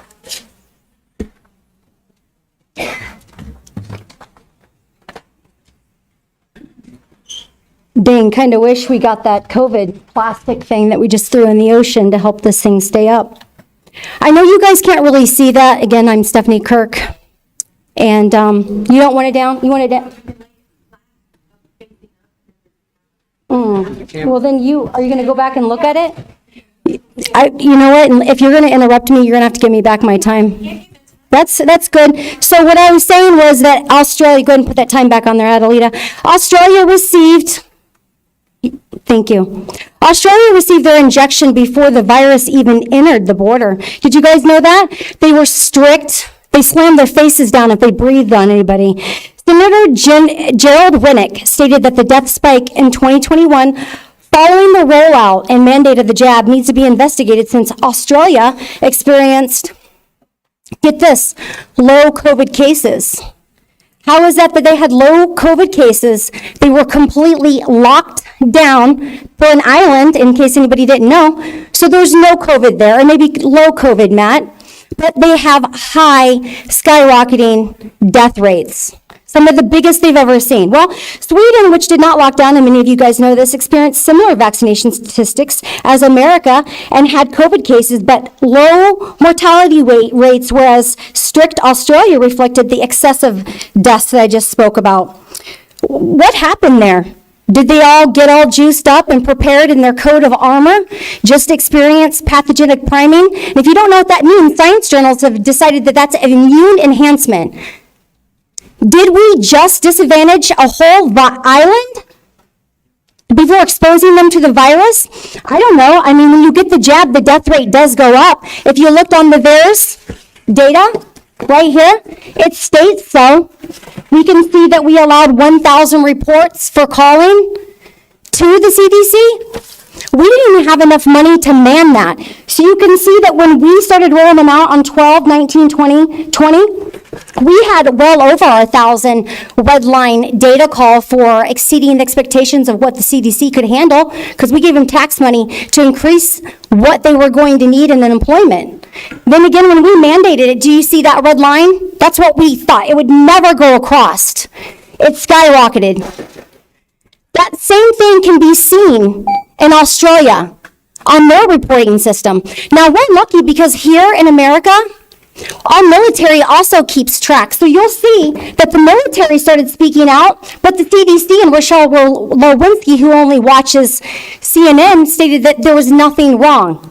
Nothing wrong with the reporting data. While at the same time, the New York Times was stating, oh gosh, we don't have enough time, Matt, to analyze all the data and the deaths that are coming in.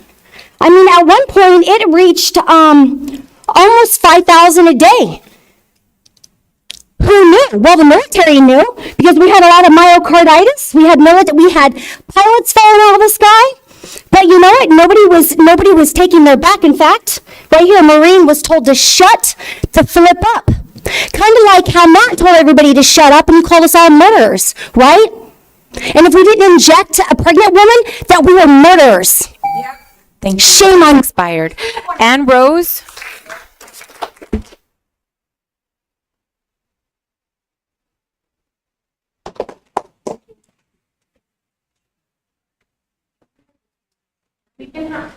If we can have Keith Van Heinigen, Susan Kelly, and VP Salvatierra come up also, please. Thank you.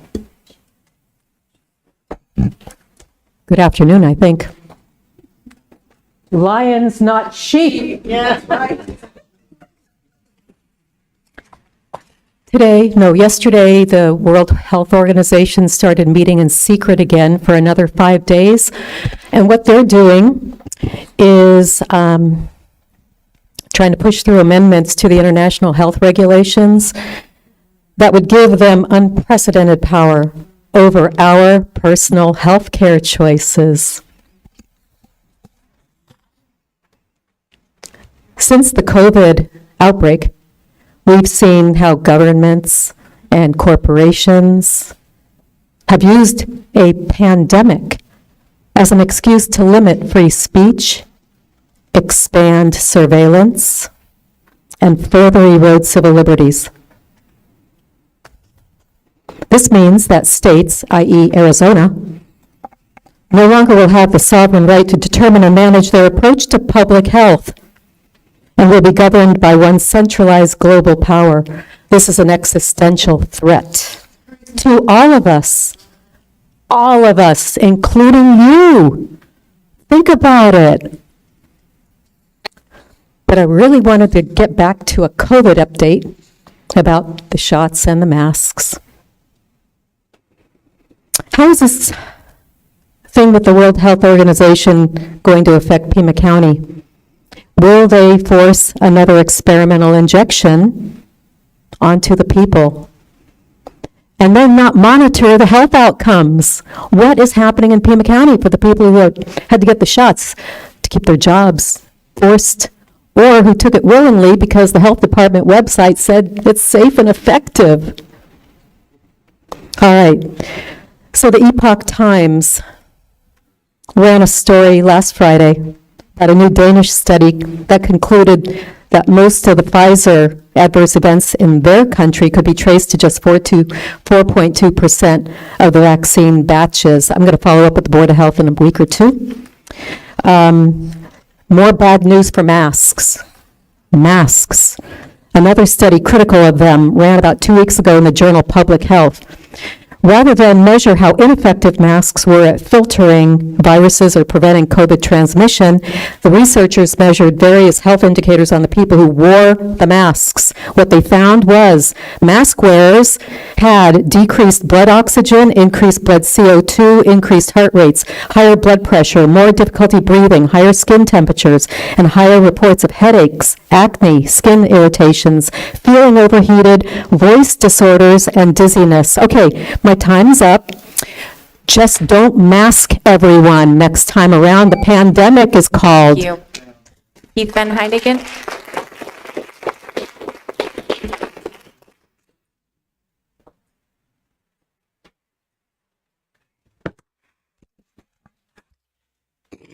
Good morning, Pima County.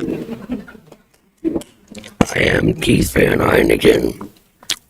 We are the reasonable and the responsible. I cannot say the same for any Democrat I've seen in office for the last 25 years in Pima County or Tucson, so this is where we're at. The Pima County Ministry of Propaganda decided to change its name to something other than the Ministry of Propaganda. And I would like to say a very special hello to an old dear friend of ours, Tim Steller. I haven't seen Tim since, I want to say, 2013, 2014, when Obama and Biden were shipping illegal alien children up into Oracle to be put up on a dude ranch. Remember that one? I do.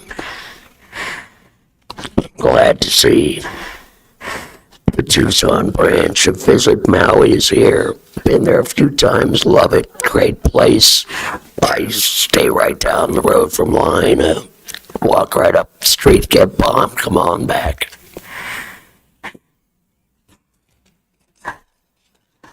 Next, I gotta say, where's the budget stripped of all the feces we don't want or need? Where's a budget for us, the taxpayers?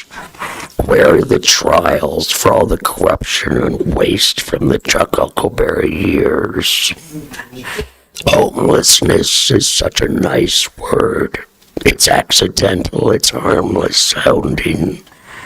In reality, what I see is near rabid, drug-addled, crime-committing, disease-riddled, bug-infested scumbags. And I've been around Chicago, Orlando, Jacksonville, Tampa, London. My wife just got back from Boston. She took 3,000 pictures. You know what it wasn't? It wasn't Tucson or Pima County. I watched for decades, and for a discrimination case to go away for TUSD, from the mass racist riots to H.D. Sanchez perversion to the trans Tory hour, all guided by a Grijalva. 30 to 50 million illegal aliens is an invasion, and you don't want to turn this into a Rwanda. Look it up, you idiots. Susan Kelly.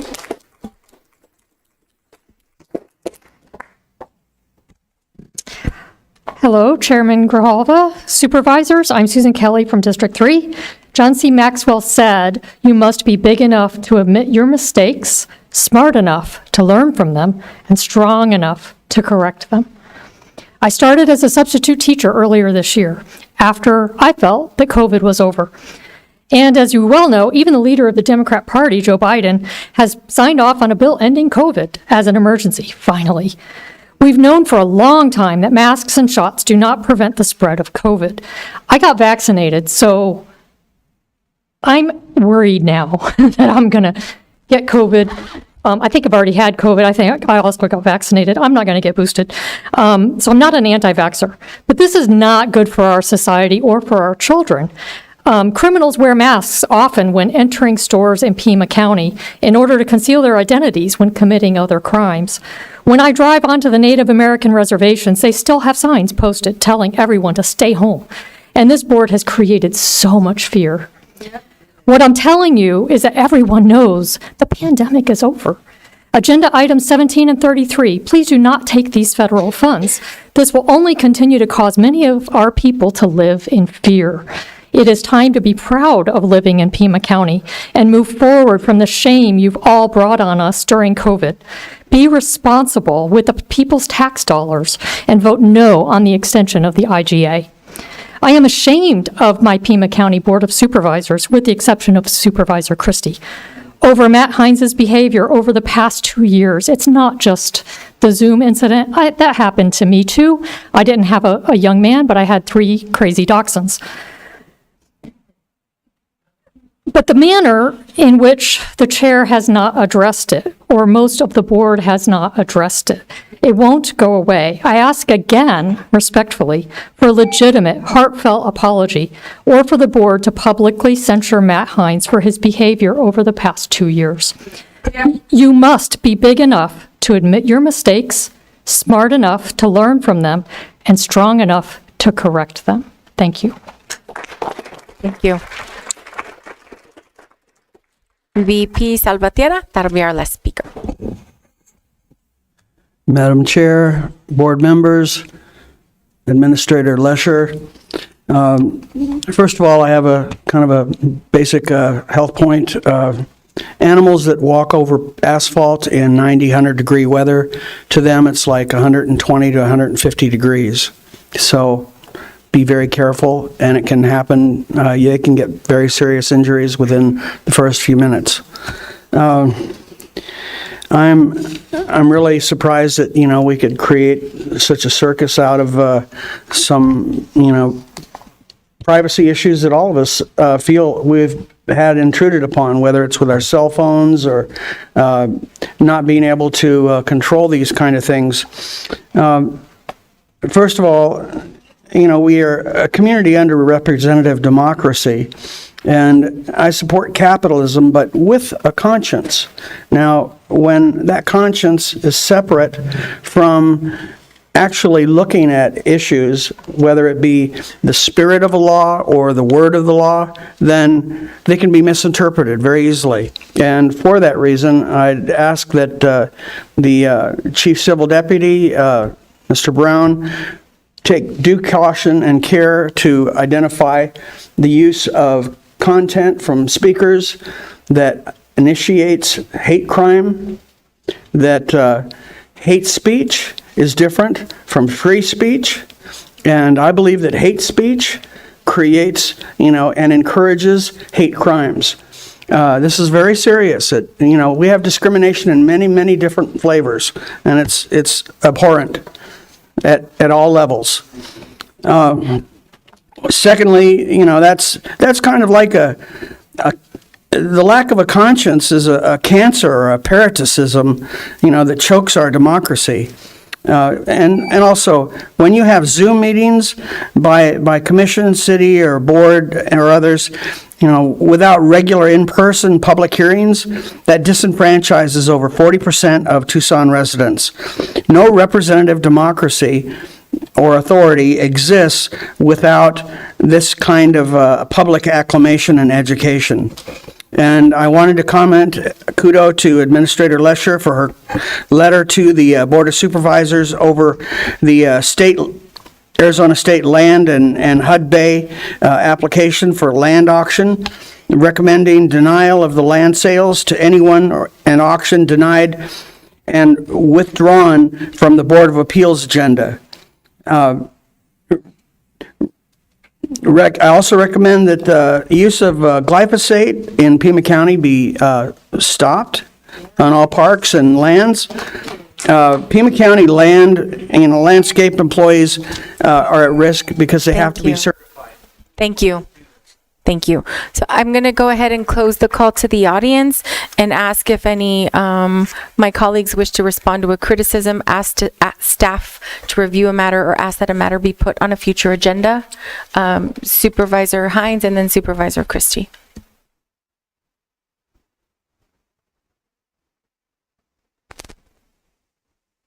Okay. Anyway, so actually, I get 3 minutes to respond to each specific reference to me during call to the public.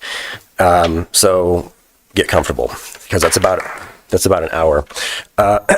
So I'm just kidding. I'm not going to speak for an hour. But first, I want to thank the therapy dogs and my own dog, who's in the conference room, for demonstrating excellent behavior during the meeting. Because I think we can follow their example. I hope that we do. And I just found out about this recently, was reading about it a few minutes ago, but apparently the Hawaiian theme thing has been co-opted by white supremacists. So you should probably, it was a tie shirt, by the way, and you should probably stop talking since it's my time. But I'm sure that doesn't apply to anyone here, but it's good to know about it. I know that's going to probably modify my own wardrobe choices in the future. But you could be inadvertently conveying a message. And while you're welcome to air grievances, disagree with us, the 5 elected officials here, of course, it's pretty insulting. You cannot insult, abuse, or target our county staff. And that's something that is something I've been very disturbed to see happening, whether it's Sam Brown or any other member of the staff. You can't do that. So keep it focused on us, please. And so you all know, but apparently everyone is leaving, my companion was 24. He is still 24. Mr. Brown requested and received proof of that. So again, it is none of your business, first of all. I have nothing to apologize, second of all, and I will not be apologizing in any way. But I do believe that this has been used as an issue to not only speak very hatefully about the community that I belong to and others, but also just basically to score cheap political points. And that needs to stop right now. More importantly, for anyone who is ever concerned about actual child abuse of a minor, you need to report your concerns to the Arizona Department of Child Safety, dcs.az.gov. Their toll-free child abuse hotline is 888-SOS-CHILD or 888-767-2445. As Supervisor Scott noted, there are actual instances of true horrible child abuse in our community, and as responsible adults, we should be looking out for the children in Pima County and not adding to their trauma potentially through cheap political stunts like what's been going on here. Thank you. Thank you. Supervisor Christie. Thank you, Madam Chair. I'd like to ask staff to respond in kind to Mr. Blumenthal's issues regarding the water district in Green Valley.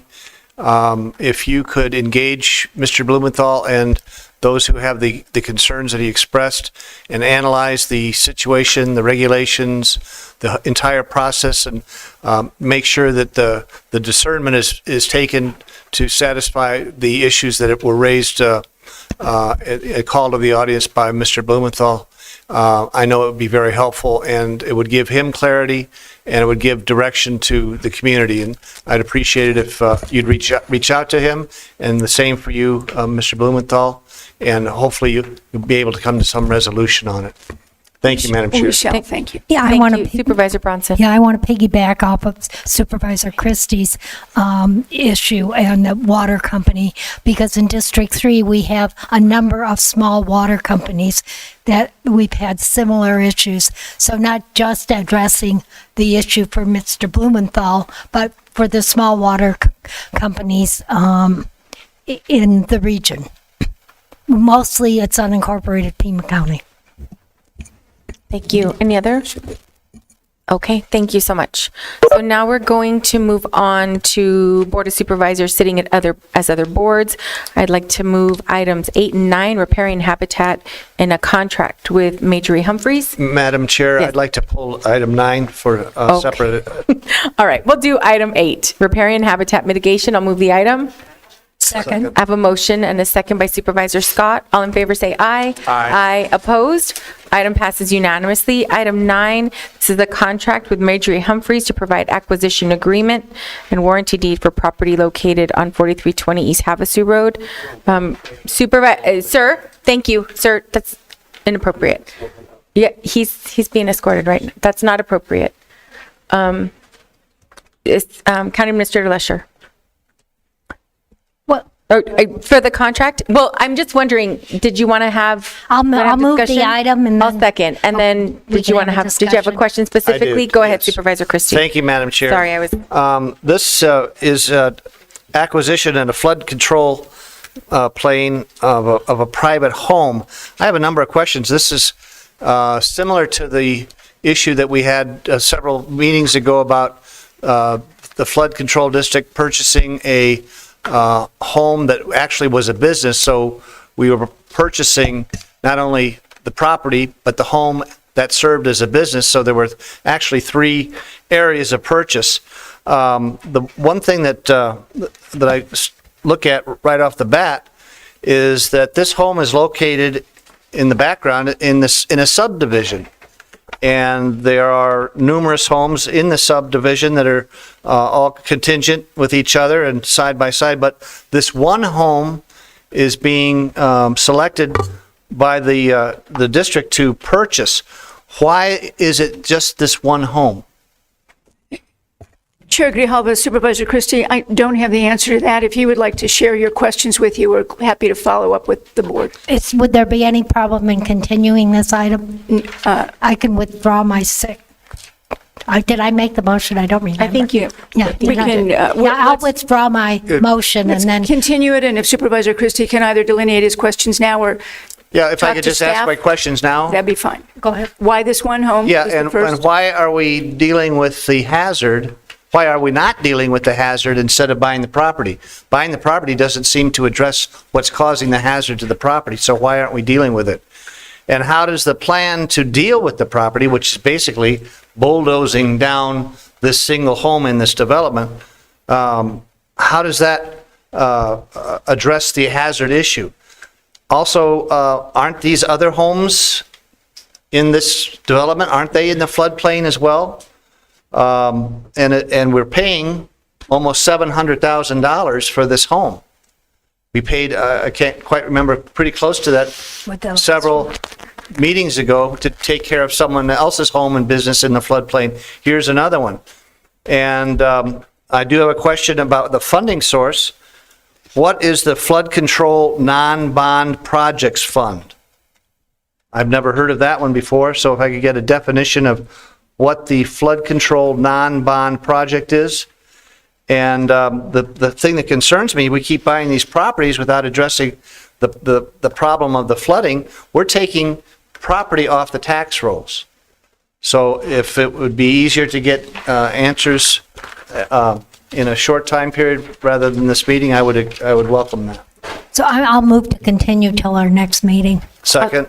I have a motion and a second. All in favor, say aye. Aye. Excuse Opposed, me. item passes. Go ahead. No, I'm unequivocally opposed to Okay. continuing this item. This is a property within my district. I'm well aware of what the Flood Control District has been doing to negotiate, and the Real Property Division has been doing to negotiate with this property owner. There have been back and forth appraisals. This is not the first property that we purchased. We approved, I realized that there was a divided vote on the property that was used as a business, but we purchased two properties in the same area and approved that unanimously. Mr. DeBonis is on the line as I see, and I think that he can answer Supervisor Christie's questions, but I know that this property owner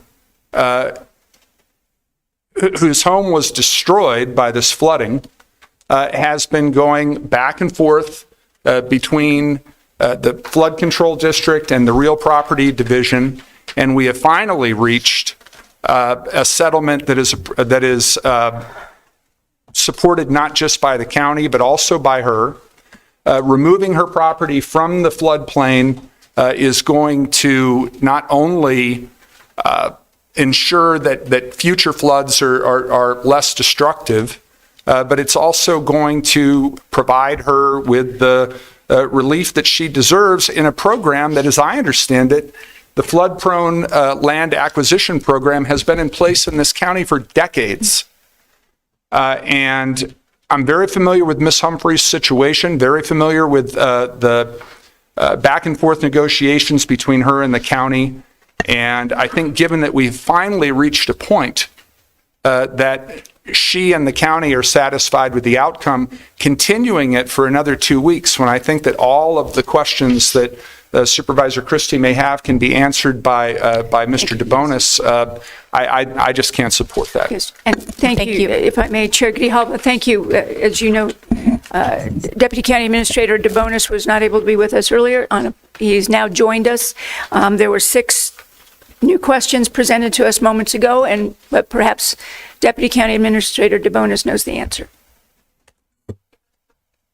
We can't hear you. Okay. There you go.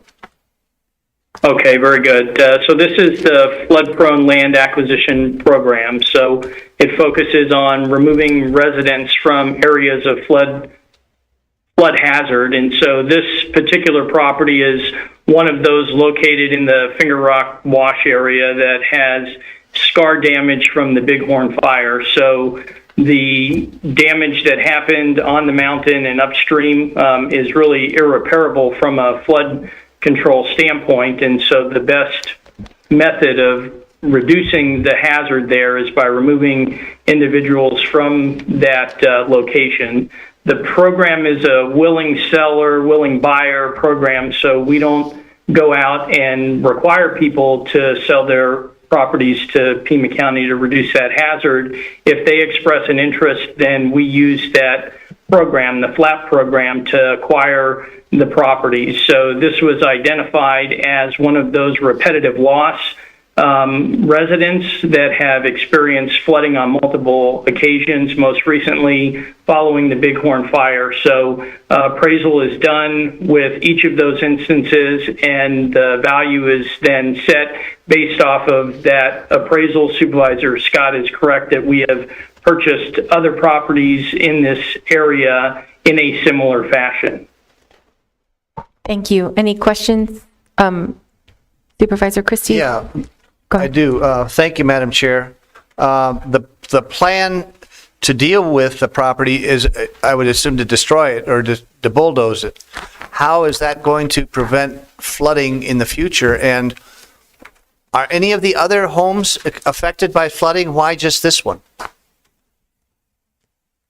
Madam Chair, Supervisor Christie, the demolition of the residence is not repairing the flood situation that exists there. It's one that, because of the location of it, today under our floodplain management ordinance, those homes would not have been permitted where they are. They were built at a time prior to the modern requirements for locating of residences, so they are very much, I believe, in harm's way. They're in a hazard area. So by purchasing and demolishing the homes, we're removing any potential for the hazard to residents in that particular structure. So we're not in a position, there is no fix for the flooding that's happening upstream. It's a watershed that has significant flows that were exacerbated by the Bighorn fire, which damaged the vegetation and scarred the ground such that those flows are much greater today than they were prior to the fire.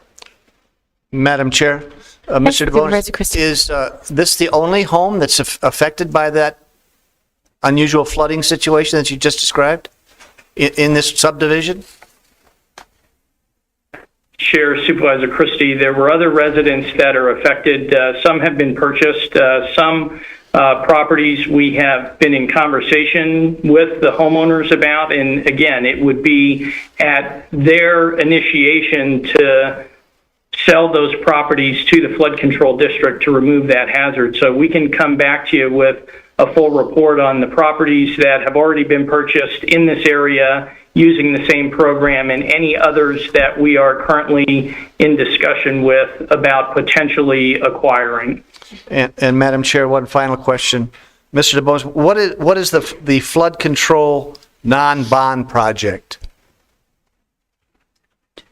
Madam Chair and Supervisor Christie, that term really, it's flood control district levy, tax levy, that is the source of the funds. So in the capital program, we have different project names, and there's a flood-prone land acquisition program. This is a term of describing those funds, but really they are flood control district tax levy that goes into a funding bucket for acquiring these flood-prone lands. Well, Madam Chair, just finally, I do understand about the remediation of the flooding, because we've remediated and addressed flooding issues in the Tanque Verde Valley. So I'm assuming, or I would assume, that these types of things could be addressed elsewhere. So I will look forward to seeing the list of the homes that have been bought in this particular area, and for how much and when. And with that, thank you, Madam Chair. Thank you.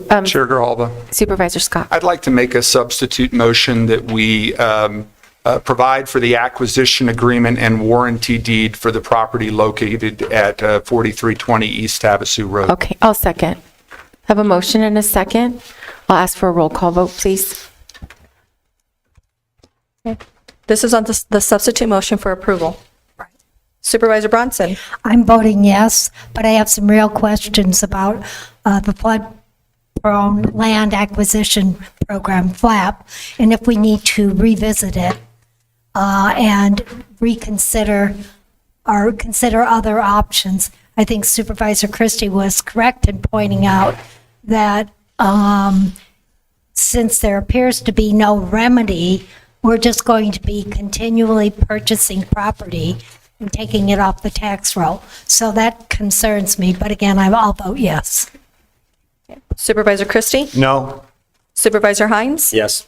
Supervisor Scott? I'll vote yes, and I'd appreciate it if the board could get a presentation similar to the one that the District 1 staff has gotten from the Flood Control District on the flood-prone land acquisition program, because I think that Supervisor Bronson and all my colleagues would benefit from hearing that information. Well, I've heard it. Thank you. Thank you. Chair Grijalva? Yes, item passes 4-1 with Supervisor Christie voting no. All right, now we're on the consent calendar. I'll go ahead, sitting as the Board of Supervisors consent calendar, I'll go ahead and move approval. Second. Have a motion and a second. All in favor say aye. Aye. Opposed? Item passes unanimously. We have addressed, now we're item 14, Community and Workforce Development. I'll go ahead and move approval of item 14 and 15. Second. Have a motion and a second. All in favor say aye. Aye. Opposed? Item passes unanimously.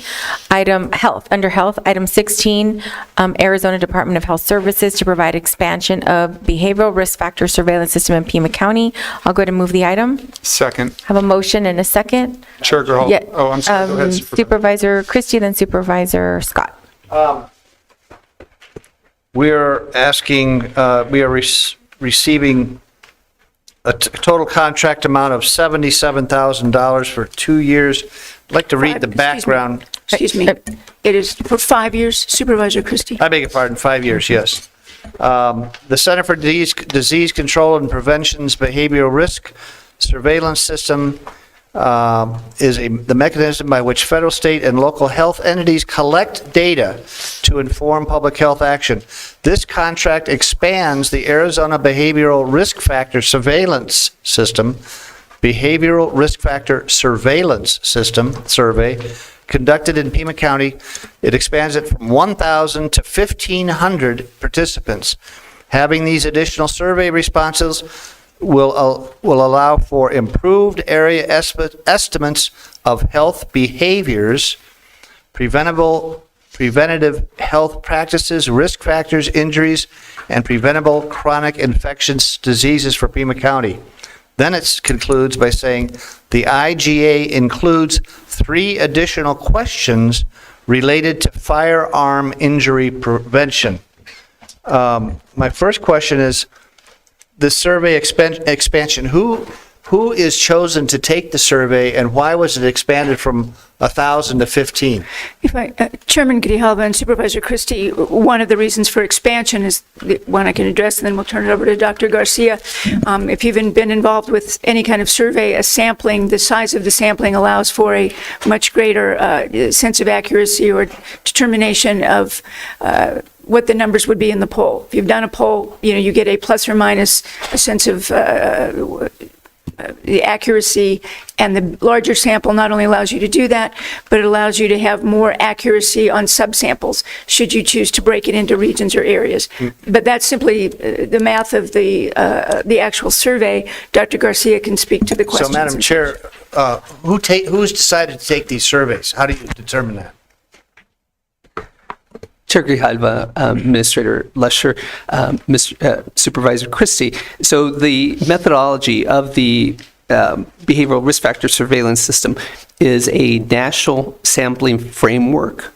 And so these are both landline and cell phone numbers that are identified and randomly selected for this survey. Madam Chair, what are the questions related to the firearms issue here? The behavioral risk factor surveillance system has a variety of questions. It's about a 300 item survey. This current iteration includes questions about firearm ownership, about whether firearms are kept loaded, and whether firearms have the benefit of a child lock. And the purpose of compiling that information? Chair Grijalva, Supervisor Christie, it's part of the accident and injury prevention set of questions that are included that also ask about seatbelt use, about distracted driving, and about cell phone use when performing other dangerous activities. Thank you, Madam Chair. Thank you, Dr. Garcia. you. I'll Chair go. Grijalva. Yes, Supervisor Scott. Thank you. Hey, Dr. Garcia, the supporting information attached to the item said that the cost to administer each survey is $86.63. Any idea as to why each survey costs that much money? 300 questions.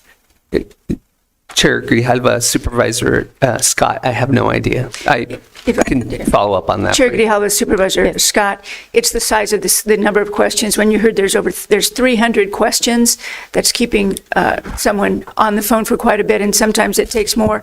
That's the cost for a completed survey. Right. With that number of questions, you may start many Got it. until you get a completed answer. Another question I had is, do we have any indication as to why the Arizona Department of Health Services took 2 months to approve the IGA after we submitted it? Chair Grijalva, Supervisor Scott, we do not. And then last question, real simple one. Can the Board of Supervisors get a copy of the survey since we're going to be making such the important use of the data that we get from it? Chair Grijalva, Supervisor Scott, the actual survey items are publicly available on the CDC website. I'm sure that we can get you a hard copy of that. Or a link. Or maybe just a link. Yeah. Yeah. Save the paper. It's okay. All right. We have a motion and a second. All in favor say aye. Aye. Opposed? No. Item passes 3-1 with Supervisor Christie voting no. Supervisor Hines is not at the dais. Item 17, Tohono O'odham Nation to provide intergovernmental agreement for COVID-19 health disparities grant funds. I'll move the item. Second. I have a motion and a second by Supervisor Scott. Discussion? Madam Chair, Supervisor Christie. I'm wondering if it would be possible that we could address items 17 and 33 together, because I believe that they are interconnected.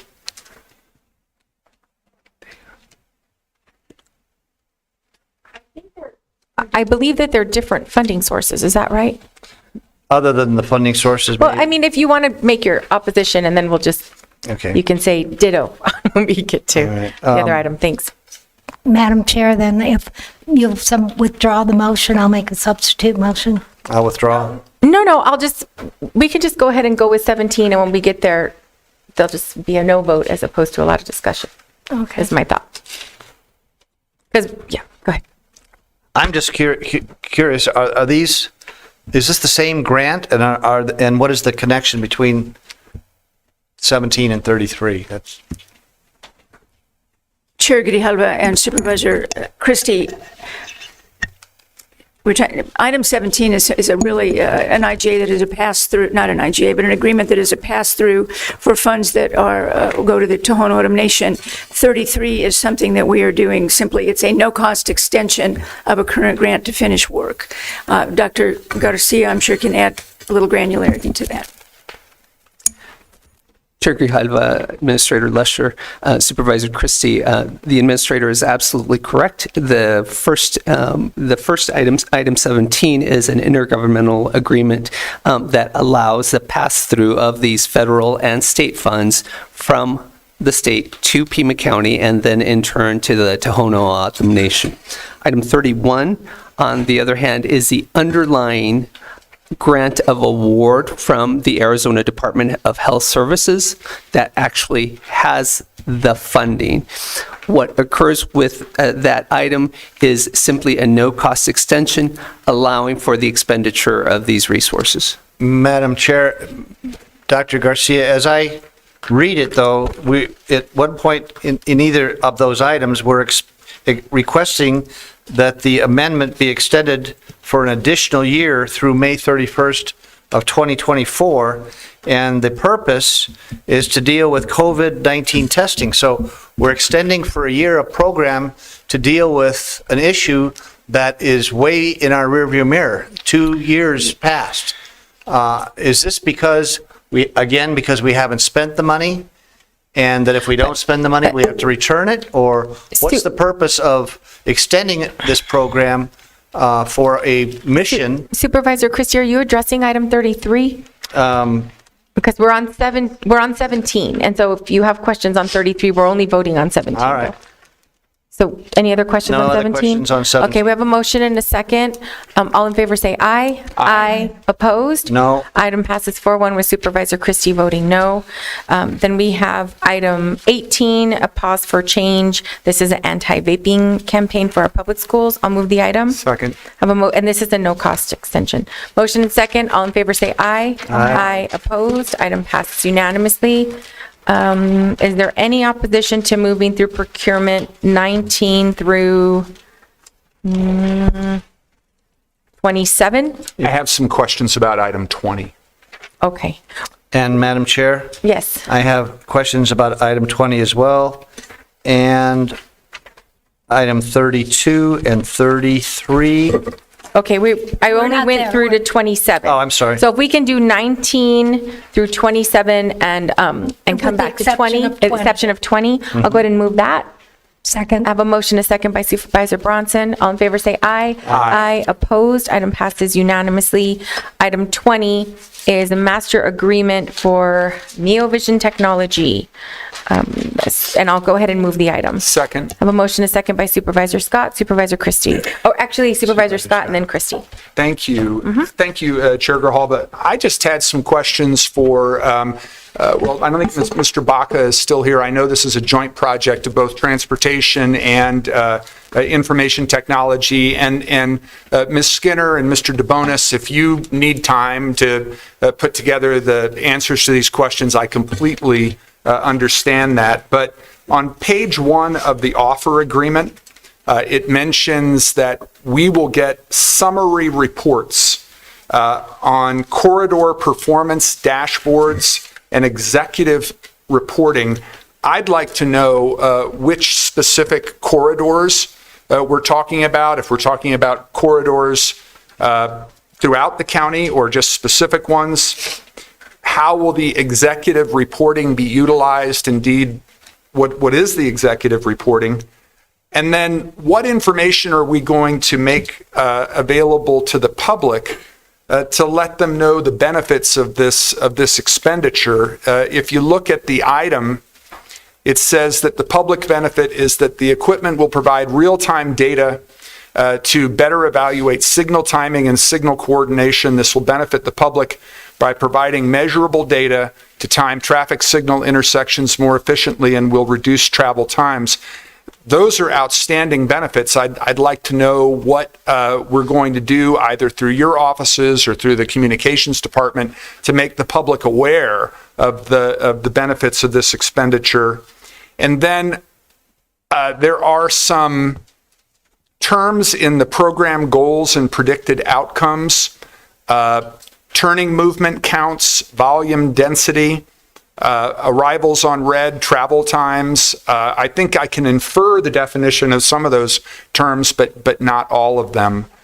So again, if you all need time to develop answers to those questions, I completely get it. I'm in full support of the item. I just had some curiosity about how we're going to make use of some of the reporting that we get and how we're going to make the public aware of what we're doing and where we're doing it, and which is why I asked which corridors. Chair Grijalva, I think a lot of questions there. How about if we No. provide a report to the board on all of that, and then if there's Yes. any additional items, feel free to send them to us, and we'll send the full indication of all the different data points coming in. Thank you. Madam Chair. Supervisor Christie. Yeah, this is another Canadian company. How did we select this vendor? No one in Arizona or the U.S.? Administrator Lesher. Chair Grijalva, Supervisor Christie, I'm going to ask Deputy County Administrator Holmes, who works with the procurement department, to explain our procurement processes. Yes, Chair Grijalva, Supervisor Christie, I know this went through competitive procurement process, just like all the other contracts we award. This came in as the bidder of choice. As that was done, that's kind of how it was selected. It was no bias towards any kind of company other than it met the needs of what we needed to do for the for purposes of this agenda. Chair Grijalva and Supervisor Christie, our procurement rules do not indicate points against or for, or any kind of bias against companies Canadian companies or companies from out of the United States. If that's a policy direction that the board is interested in moving forward with, we're happy to work on that. Deputy Administrator Holmes, are there any extra points for a local firm or business during the procurement process? Can we do that? I don't think we can. It's just a question because I know that sometimes you look at that those are, we're trying to encourage small business in our community. So, Chair Goody-Halba, we've not been, we do not focus on local, and I think that has been opined by the attorney's office. Happy to, that's the short answer, but we'll get you the report. If we can look into it, because I just think it's come up a couple times where we're looking at where the businesses are coming from, and if it's a local firm and they can do the job, it would be nice to be able to keep those dollars local. Madam Chair. Yes, Supervisor Bronson. I would like to see the list of who the bidders were on this item. And then if I guess, I don't know, we don't, and then what their scores were. And so we just have a little more transparency. Madam Chair. Thank you, Supervisor Christie. The background speaks to a wireless network connection. Is this a wireless connection that is being installed in this project, or is this another existing wireless connection? What's the wireless connection? Administrator Lesher. Deputy County Administrator Holmes, is that better for Mr. DeBonis in terms of the or Ms. Skinner on the transportation side?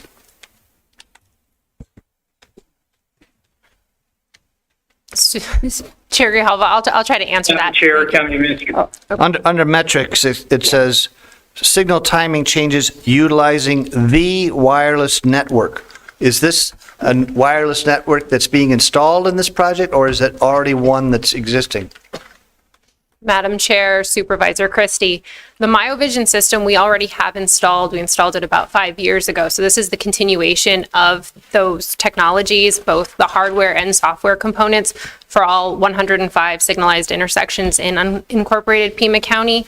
The wireless component is the connectivity so that those signals can communicate back to our signals engineer and they can make adjustments from their desk rather than having to do it in the field. Okay. So that's a large component of the annual cost for this. And then the remaining portion of the master agreement is related to the hardware required to maintain those systems at all intersections. So, Madam Chair, Ms. Skinner, the wireless system is already in place. We're just enhancing it? Correct. Maintaining it and enhancing it. Next one I have, Madam Chair, what is the Pima County corridor? Madam Chair, Supervisor Christie, I'd have to go through and see how they're referring to it, but as Supervisor Scott also mentioned, one of the benefits of this system is that it has an insights, a software component that we can analyze how effective the corridors are in the unincorporated county. So that's only effective where we have a series of signalized intersections, and then you can look at things like if you're hitting the signal during a green or a red light. So those would be the corridors we're really focusing on, are those with a series of signalized intersections. I see. And Madam Chair, is the city of Tucson involved in this, so there's like a seamless flow of synchronized lights, or does it stop at the county-city line, or? Chair Grijalva, Supervisor Christie, right now it does stop primarily at the county lines. The town of Marana has some of these installed, and we work with our partners through some of the committees at Pima Association of Governments to try to coordinate this signalization. And Madam Chair, is this part of that CATS program at the university, the one that we're doing collaboration with the university? Supervisor Grijalva, Supervisor Christie. CATS does analyze some of the data that comes out of it, but the system is maintained by our staff at Pima County because we're responsible for maintaining these signals and ensuring functionality. And finally, Madam Chair, Ms. Skinner, is Pima Association of Governments involved in this? Chair Grijalva, Supervisor Christie, they are not involved in this. This is funded by the county. Okay. Thank you, Madam Chair. All right, we have a motion and a second. All in favor say aye. Aye. Opposed? Item passes unanimously. On to item 28. I'd like to take 28 and 29 together. I'll second. You want to move the item? Supervisor, that's okay, I'm sorry. Supervisor Bronson moved the item, Supervisor Scott seconded. I do have a question about this, because both of these, I'm assuming they're family, living right next to each other, encroached on Linear Park and built property over onto Pima County property. And so I'm just wondering how long when they went through this process of the construction, and how long ago was that, and when did we at the county find out? Because really it's one of those that I build it and then I ask for forgiveness later and pay a nominal amount, and I'm concerned about that in general. Chair Grijalva, Mr. DeBonis. Madam Chair and members of the board, I do not have the date that the construction took place, and so this is an infrequent occurrence where we see these types of improvements. These properties are immediately abutting land owned by the county, and in some instances, property owners may have a difficult time discerning where that boundary lies. So there did not appear, in our opinion, to be malicious thought to do this intentionally. Intentionally, it came about, our identification of it came about by routine monitoring and operations and maintenance activities that take place out there. We'll certainly be able to come back to you and give you a chronology of the time frame that these took place. And so in this particular instance, we felt that it was more appropriate for both parties because the encroachment was minimal, although the improvements themselves would have required expense by the property owner to go ahead and have the sale of the area that was encroached upon to the property owners. Okay. Yeah, I have a motion to second. All in favor say aye. Aye. Aye. Opposed? Item passes unanimously. Let's see, do we want to do 30 and 31 together? I'll go ahead and move both of those. Second. Have a motion, a second by Supervisor Bronson. All in favor say aye. Aye. Opposed? Item passes unanimously. We have item 32. It's a FEMA, Emergency Food and Shelter, Humanitarian Relief. I'll move the item. Second. Have a motion and a second by Supervisor Hines. All in favor say aye. Aye. Wait, Did you want discussion? Discussion, yes, please. Go ahead and discuss. Supervisor Christie. Yes, I just want to point out that 32 is accepting $6,790,000 to provide food, shelter, and other humanitarian support to asylum seekers released by the U.S. Department of Homeland Security. Congregate shelters provided by Casas Elitas Welcome Center and the Drexel site. Non-congregate is provided by Comfort Suites, Jot Properties for COVID-negative individuals, and at Red Roof Inn. So that's an additional $6.7 million that is going to feeding, clothing, and sheltering asylum seekers. And I need to point out that at the last meeting, April 4th, we accepted a grant with the same mission for a total of $3.3 million.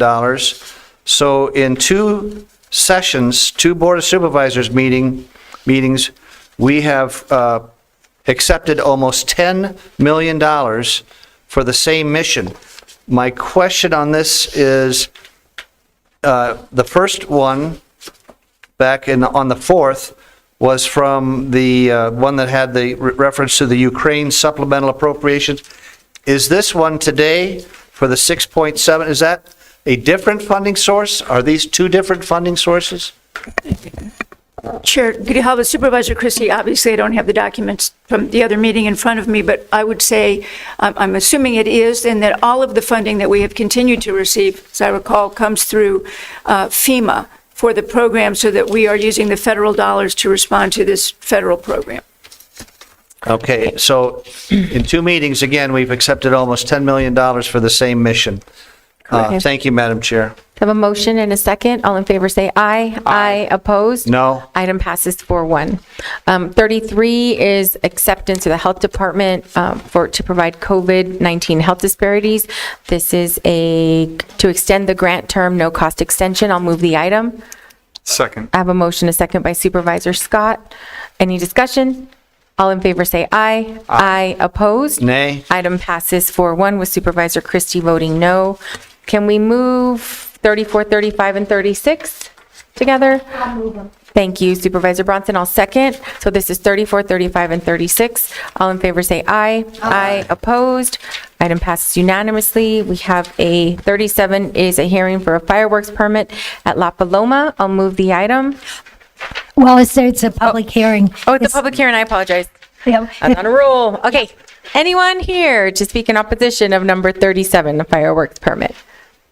Okay, I'll go ahead and close the public hearing and move approval. Second. I have a motion, a second by Supervisor Bronson. All in favor say aye. Aye. Opposed? Item passes unanimously. Then we're on, I think we have one. Sorry, Addendum moving stuff around here. We have item number 5, pay-as-you-go road repair program. And this was an item that, did you have a presentation? Did you want to address the item, or do you want to just, it's questions? Don't know what the questions are. All right, so we'll happy to Supervisor address Christie. them as asked. Thank you, Madam Chair. Submitted this item. I have a number of questions. If we go back and look at some of the background material, it's good to note that, first of all, back in 2019, the memorandum from the former county administrator pointed out that the board has considered everything in its power to address our road repair crisis. So it's important to remember that we do have and have had and will continue to have a road repair crisis. Then he goes on to say, the good news is that if the board adopts the attached board policy and follows the policy for the next 10 years by allocating the recommended amount for road repair, it appears that the condition of all of our unincorporated local, arterial, and collector roads will be in at least good condition by fiscal year 29-30. Then we have Administrator Lesher's memorandum of April 3rd that shows 5 years with no funding in the boxes per each fiscal year. And I guess the issue that we have here that's really troubling is that in 2019, this board made a promise to Pima County residents that all road work would rate at least a good, if not passing grade in 10 years. Pima County revenue from Pima County taxpayers has not gone down. In 2019, what was our annual budget back then, roughly? 1.2 billion, something like that? Chair Grijalva, I believe, just over 1. And what is the dollar amount of today's budget? The current budget, Supervisor Christie, about 2.1, most of that, with the new delta being the federal funds for 2 programs. Where is that revenue going that really should be going to fixing the roads as we promised? Mm-hmm. And we understand there's a new county administrator and a new chair, but this board promised road repair in 10 years, and now we're looking at almost half of those years not having any funding. Are there any other capital projects competing with, if not taking money from PAYGO this time? County Administrator Lesher. Let me answer a variety of questions. Yes, in 2019, the board committed to spending $225 million over 10 years. The first 2 years in the original memo in 2019, I believe, were $5 million and $10 million, then went to $20 million. And then it was $25 million a year for the remainder of the years. The board then believed, as you point out, that fixing the roads was critical enough that it front-loaded those dollars. We did 15 million the first year instead of 5. We then spent 3 years spending $50 million a year through COPS. And so what we have done, what we've done at this point is make sure that we had $170 million that went in the first 4 years, providing the repair of 847 miles of road. There is a pause right now, and I know that we have Director Skinner with us. Part of the concern is while we took roads that were in very bad shape, we fixed them. If we don't spend some time making sure that the roads are maintained, we'll be back in the same problem we were in those initial days. The other thing is the questions about other capital projects. PAYGO is, starting with the 2019 memo and in every budget since then, pays for all capital improvements, including roads.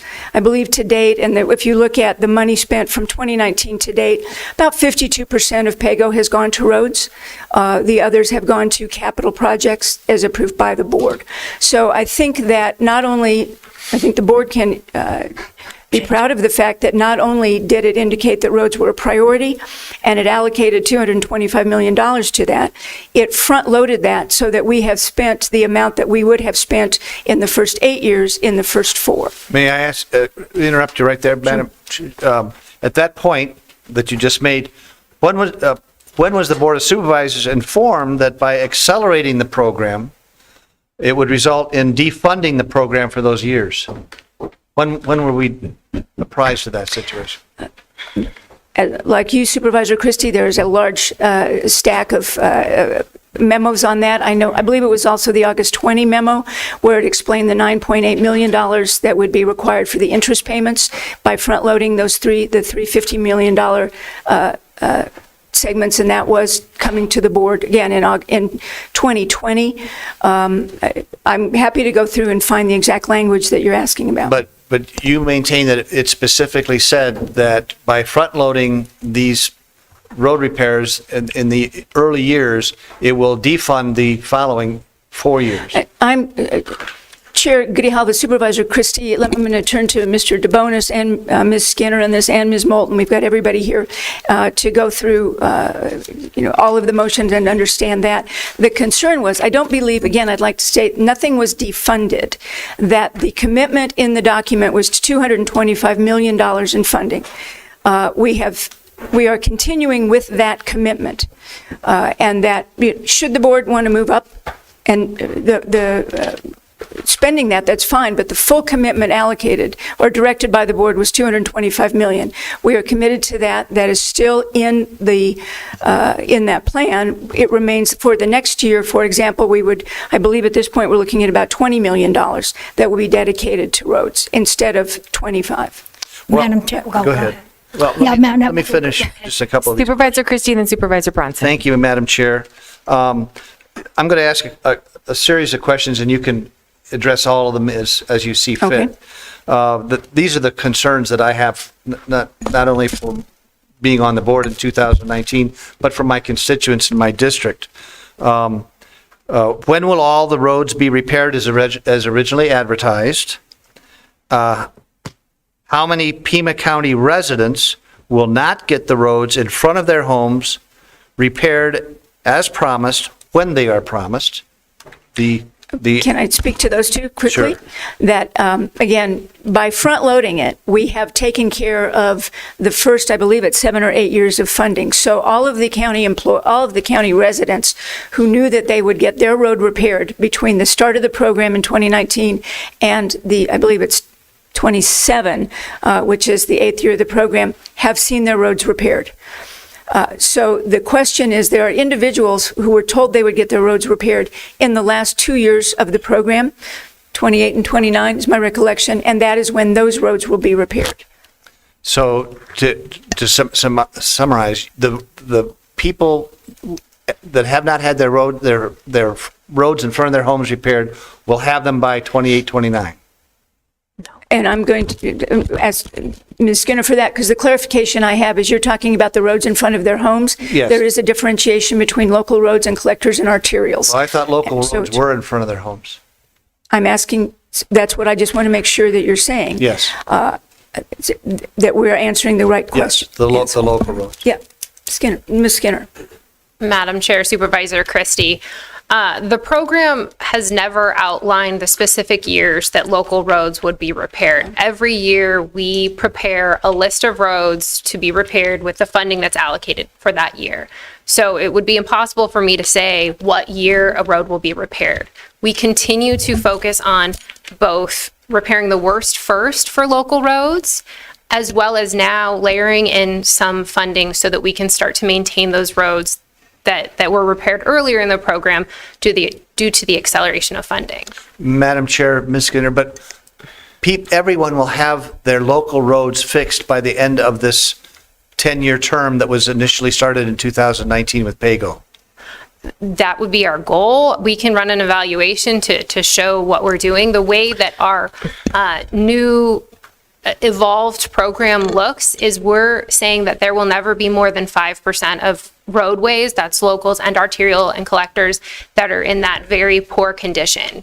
Roads continuously degrade, so it's really an impossibility to keep all roads in good condition, but it is addressing them with the most cost-effective treatment at the time. Supervisor Bronson? Yeah, just a follow-up to Supervisor Christie. Could we get a tabulation, I guess, is of the roads you've repaired to date and the locations by district? Yes. And then including both the arterials and the locals? Yes, ma'am. We will get that to you. And one other thing, I mean, I'm assuming that the cost of everything that has continued to increase in supplies would also have an impact on the number of roads depending on, you know, when these items were purchased. So we may have been able to do more in 1920 versus where we'll be in 2930 is my guess. 2020. Yeah. Or however it breaks down, I think that when you look at the amount, and the amount that's allocated is consistent, but the cost for things are going to be And if I'm just, I made Chairman Goody-Halbert to speak to Supervisor Bronson's, and I believe part of what Supervisor Christie is getting to, what we can do is show you what roads have been repaired, again, the collectors, arterials, and the local roads, and an indication of how the entire work plan that was presented to you in 2019, that the board agreed to, and we believe that we are implementing with the current work plan, and show you what those roads can be. Again, what has happened, as you know, is that it's the Citizens Transportation Advisory Committee that makes recommendations annually, but we're happy to give you the specificity of roads and projects. And just to piggyback on that, Madam Chair, could we get a fiscal note attached to it? Surely. And Madam Chair. Yeah, Supervisor Christie. As long as we're going into information, County Administrator Lesher's memo, now the latest one says miles of roads in very poor condition. What we think is missing and we'd like to see is, number one, roads that are in failed condition. And two, roads that will slip to very poor or failed condition over the next 4 years. And my final question is, have the road condition ratings been recalibrated to accommodate any proposed road repair? And if I just Chair Goody-Halbert and Supervisor Christie, and I think both Mr. DeBonis and Ms. Skinner can speak to that. As you know, when we started this, PASER was the index we used. It's moved to a PCI. That has been modified. So there's very different rating systems in how they look, how our consultants evaluate it. We may have an answer today, or we may need to follow up with additional information. Mr. DeBonis, did you have anything first, or default to Ms. Skinner? County Administrator Lesher, Skinner walked the Pima County Transportation Advisory Committee through this in very specific detail, so I would defer to her to give some framework of that conversation about the breakpoints on the PCI and the rating categories and how those align to industry standards. Yeah, I'm aware that's why I asked the question. Ms. Skinner, I think, is able to answer. Thank you. Sure, Madam Chair, Supervisor Christie. As Ms. Lesher mentioned, originally when this program started, we used what was a PASER. That's a pavement surface evaluation and rating system. It's a visual rating system. It's a 1 to 10 scale. Once we procured the Street Saver system, which is what we use for forecasting this program and really proposing this program back in 2019-2020, we used a rough correlation of a PASER to a pavement condition index, which is the PCI that you hear us talk about so often. You just multiply by 10, 100 is the highest for a PCI. The value of the PCI is that we procure through a vendor a vehicle that runs all the streets, uses a lot of measurements to figure out very scientifically what that pavement condition index is. We originally ran the roads in late 2019, incorporating that into our system, Street Saver, in early 2020. So the first fiscal year that those ratings were used to develop our list was fiscal year 21.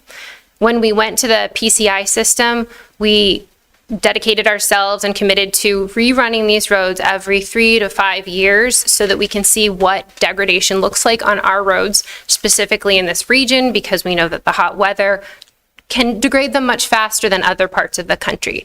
So just this last winter and fall, we ran the roads again with a contractor.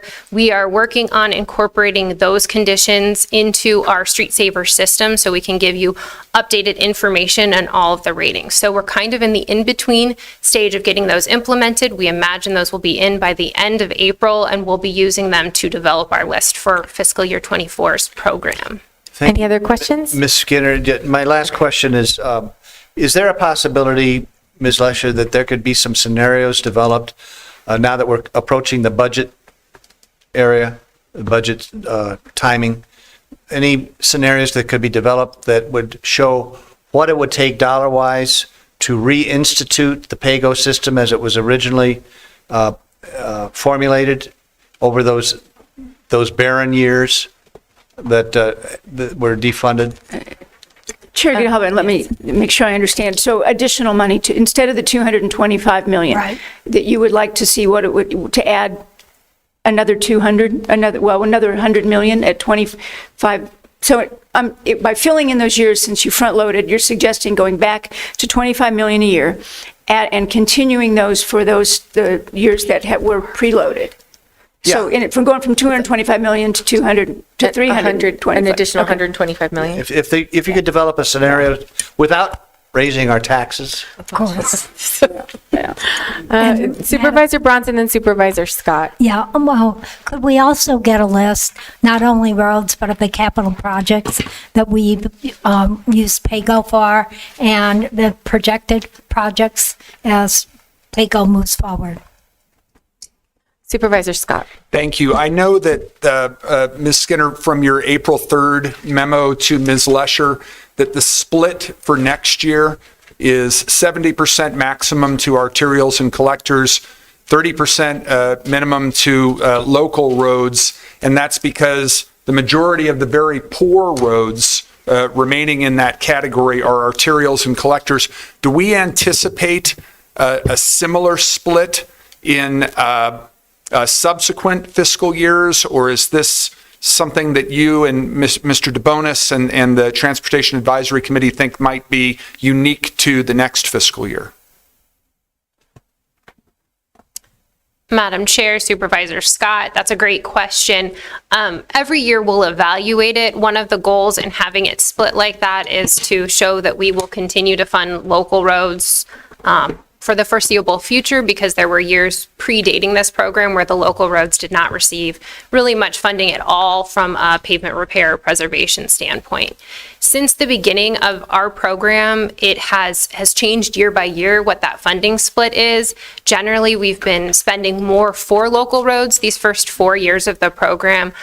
In fiscal year 21, it was upwards of 66% of the funding going towards local roads, with a third going to arterials and collectors. What we found is that the arterials and collectors now need a little bit more funding to get them up to the same point as the locals. And those, of course, are the roads that most people drive on and get the most wear and tear.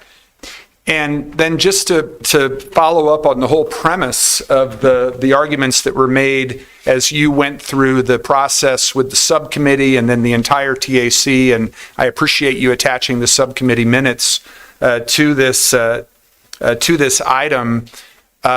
Next year, we're saying up to 35% of the yearly budget on preventive maintenance. Given our commitment to the voters, it's conceivable that in subsequent years it could be more than 35% for preventive maintenance. Chair Grijalva, Supervisor Scott, if we were going to make changes to these guiding principles, we would work through our Transportation Advisory Committee again to make those changes at this time. We feel that that's sufficient for moving forward. Okay. Point of reference, it's about $5 per square yard to do these preventative maintenance treatments, whereas it's $20 per square yard to do the repair treatment. So you're able to address far more roads with less money when you're doing the preventative maintenance. Administrator Lesher.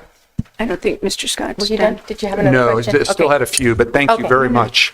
I really think two significant factors brought this about, and they're detailed in both of the memoranda that we got April 5th and April 12th. One is brought about by action that we took. The previous board in its last fiscal year infused additional funds into this program through the purchase of certificates of participation, short-term debt. We did the same thing in the first two fiscal years. They were our responsibility, and so that means that there's more roads to maintain because we had more to repair. And then also the tremendous increases in costs for both material and labor. Both Mr. DeBonis and I were present when the Arizona Transportation Builders Association made the presentation that is attached to Ms. Lesher's April 12 memo to the Regional Transportation Authority Board. And we asked for that presentation, the RTA board did, because those increased costs we're going to have to take into account as we're planning for the fulfillment of the current RTA plan and getting RTA next in front of the voters. But I think, and I'm going to say this especially to you, sir, since you were kind enough to stay after call to the audience, I think the priorities of the previous board and this board continue to be fixing the roads and keeping them well maintained after they are fixed. The PAYGO plan was adopted unanimously by the previous board, and this board has consistently been supportive of getting it the resources that it needs. I think the worst roads first philosophy continues to prevail, but for fiscal year 23-24, it's being applied to arterials and collectors. So I saw this not as a reimagining, but a reconfiguring based on our decisions to accelerate repairs in the first 4 years, the need to maintain repaired roads, and the desire to use resources that are strained by extraordinarily increased costs on the worst roads.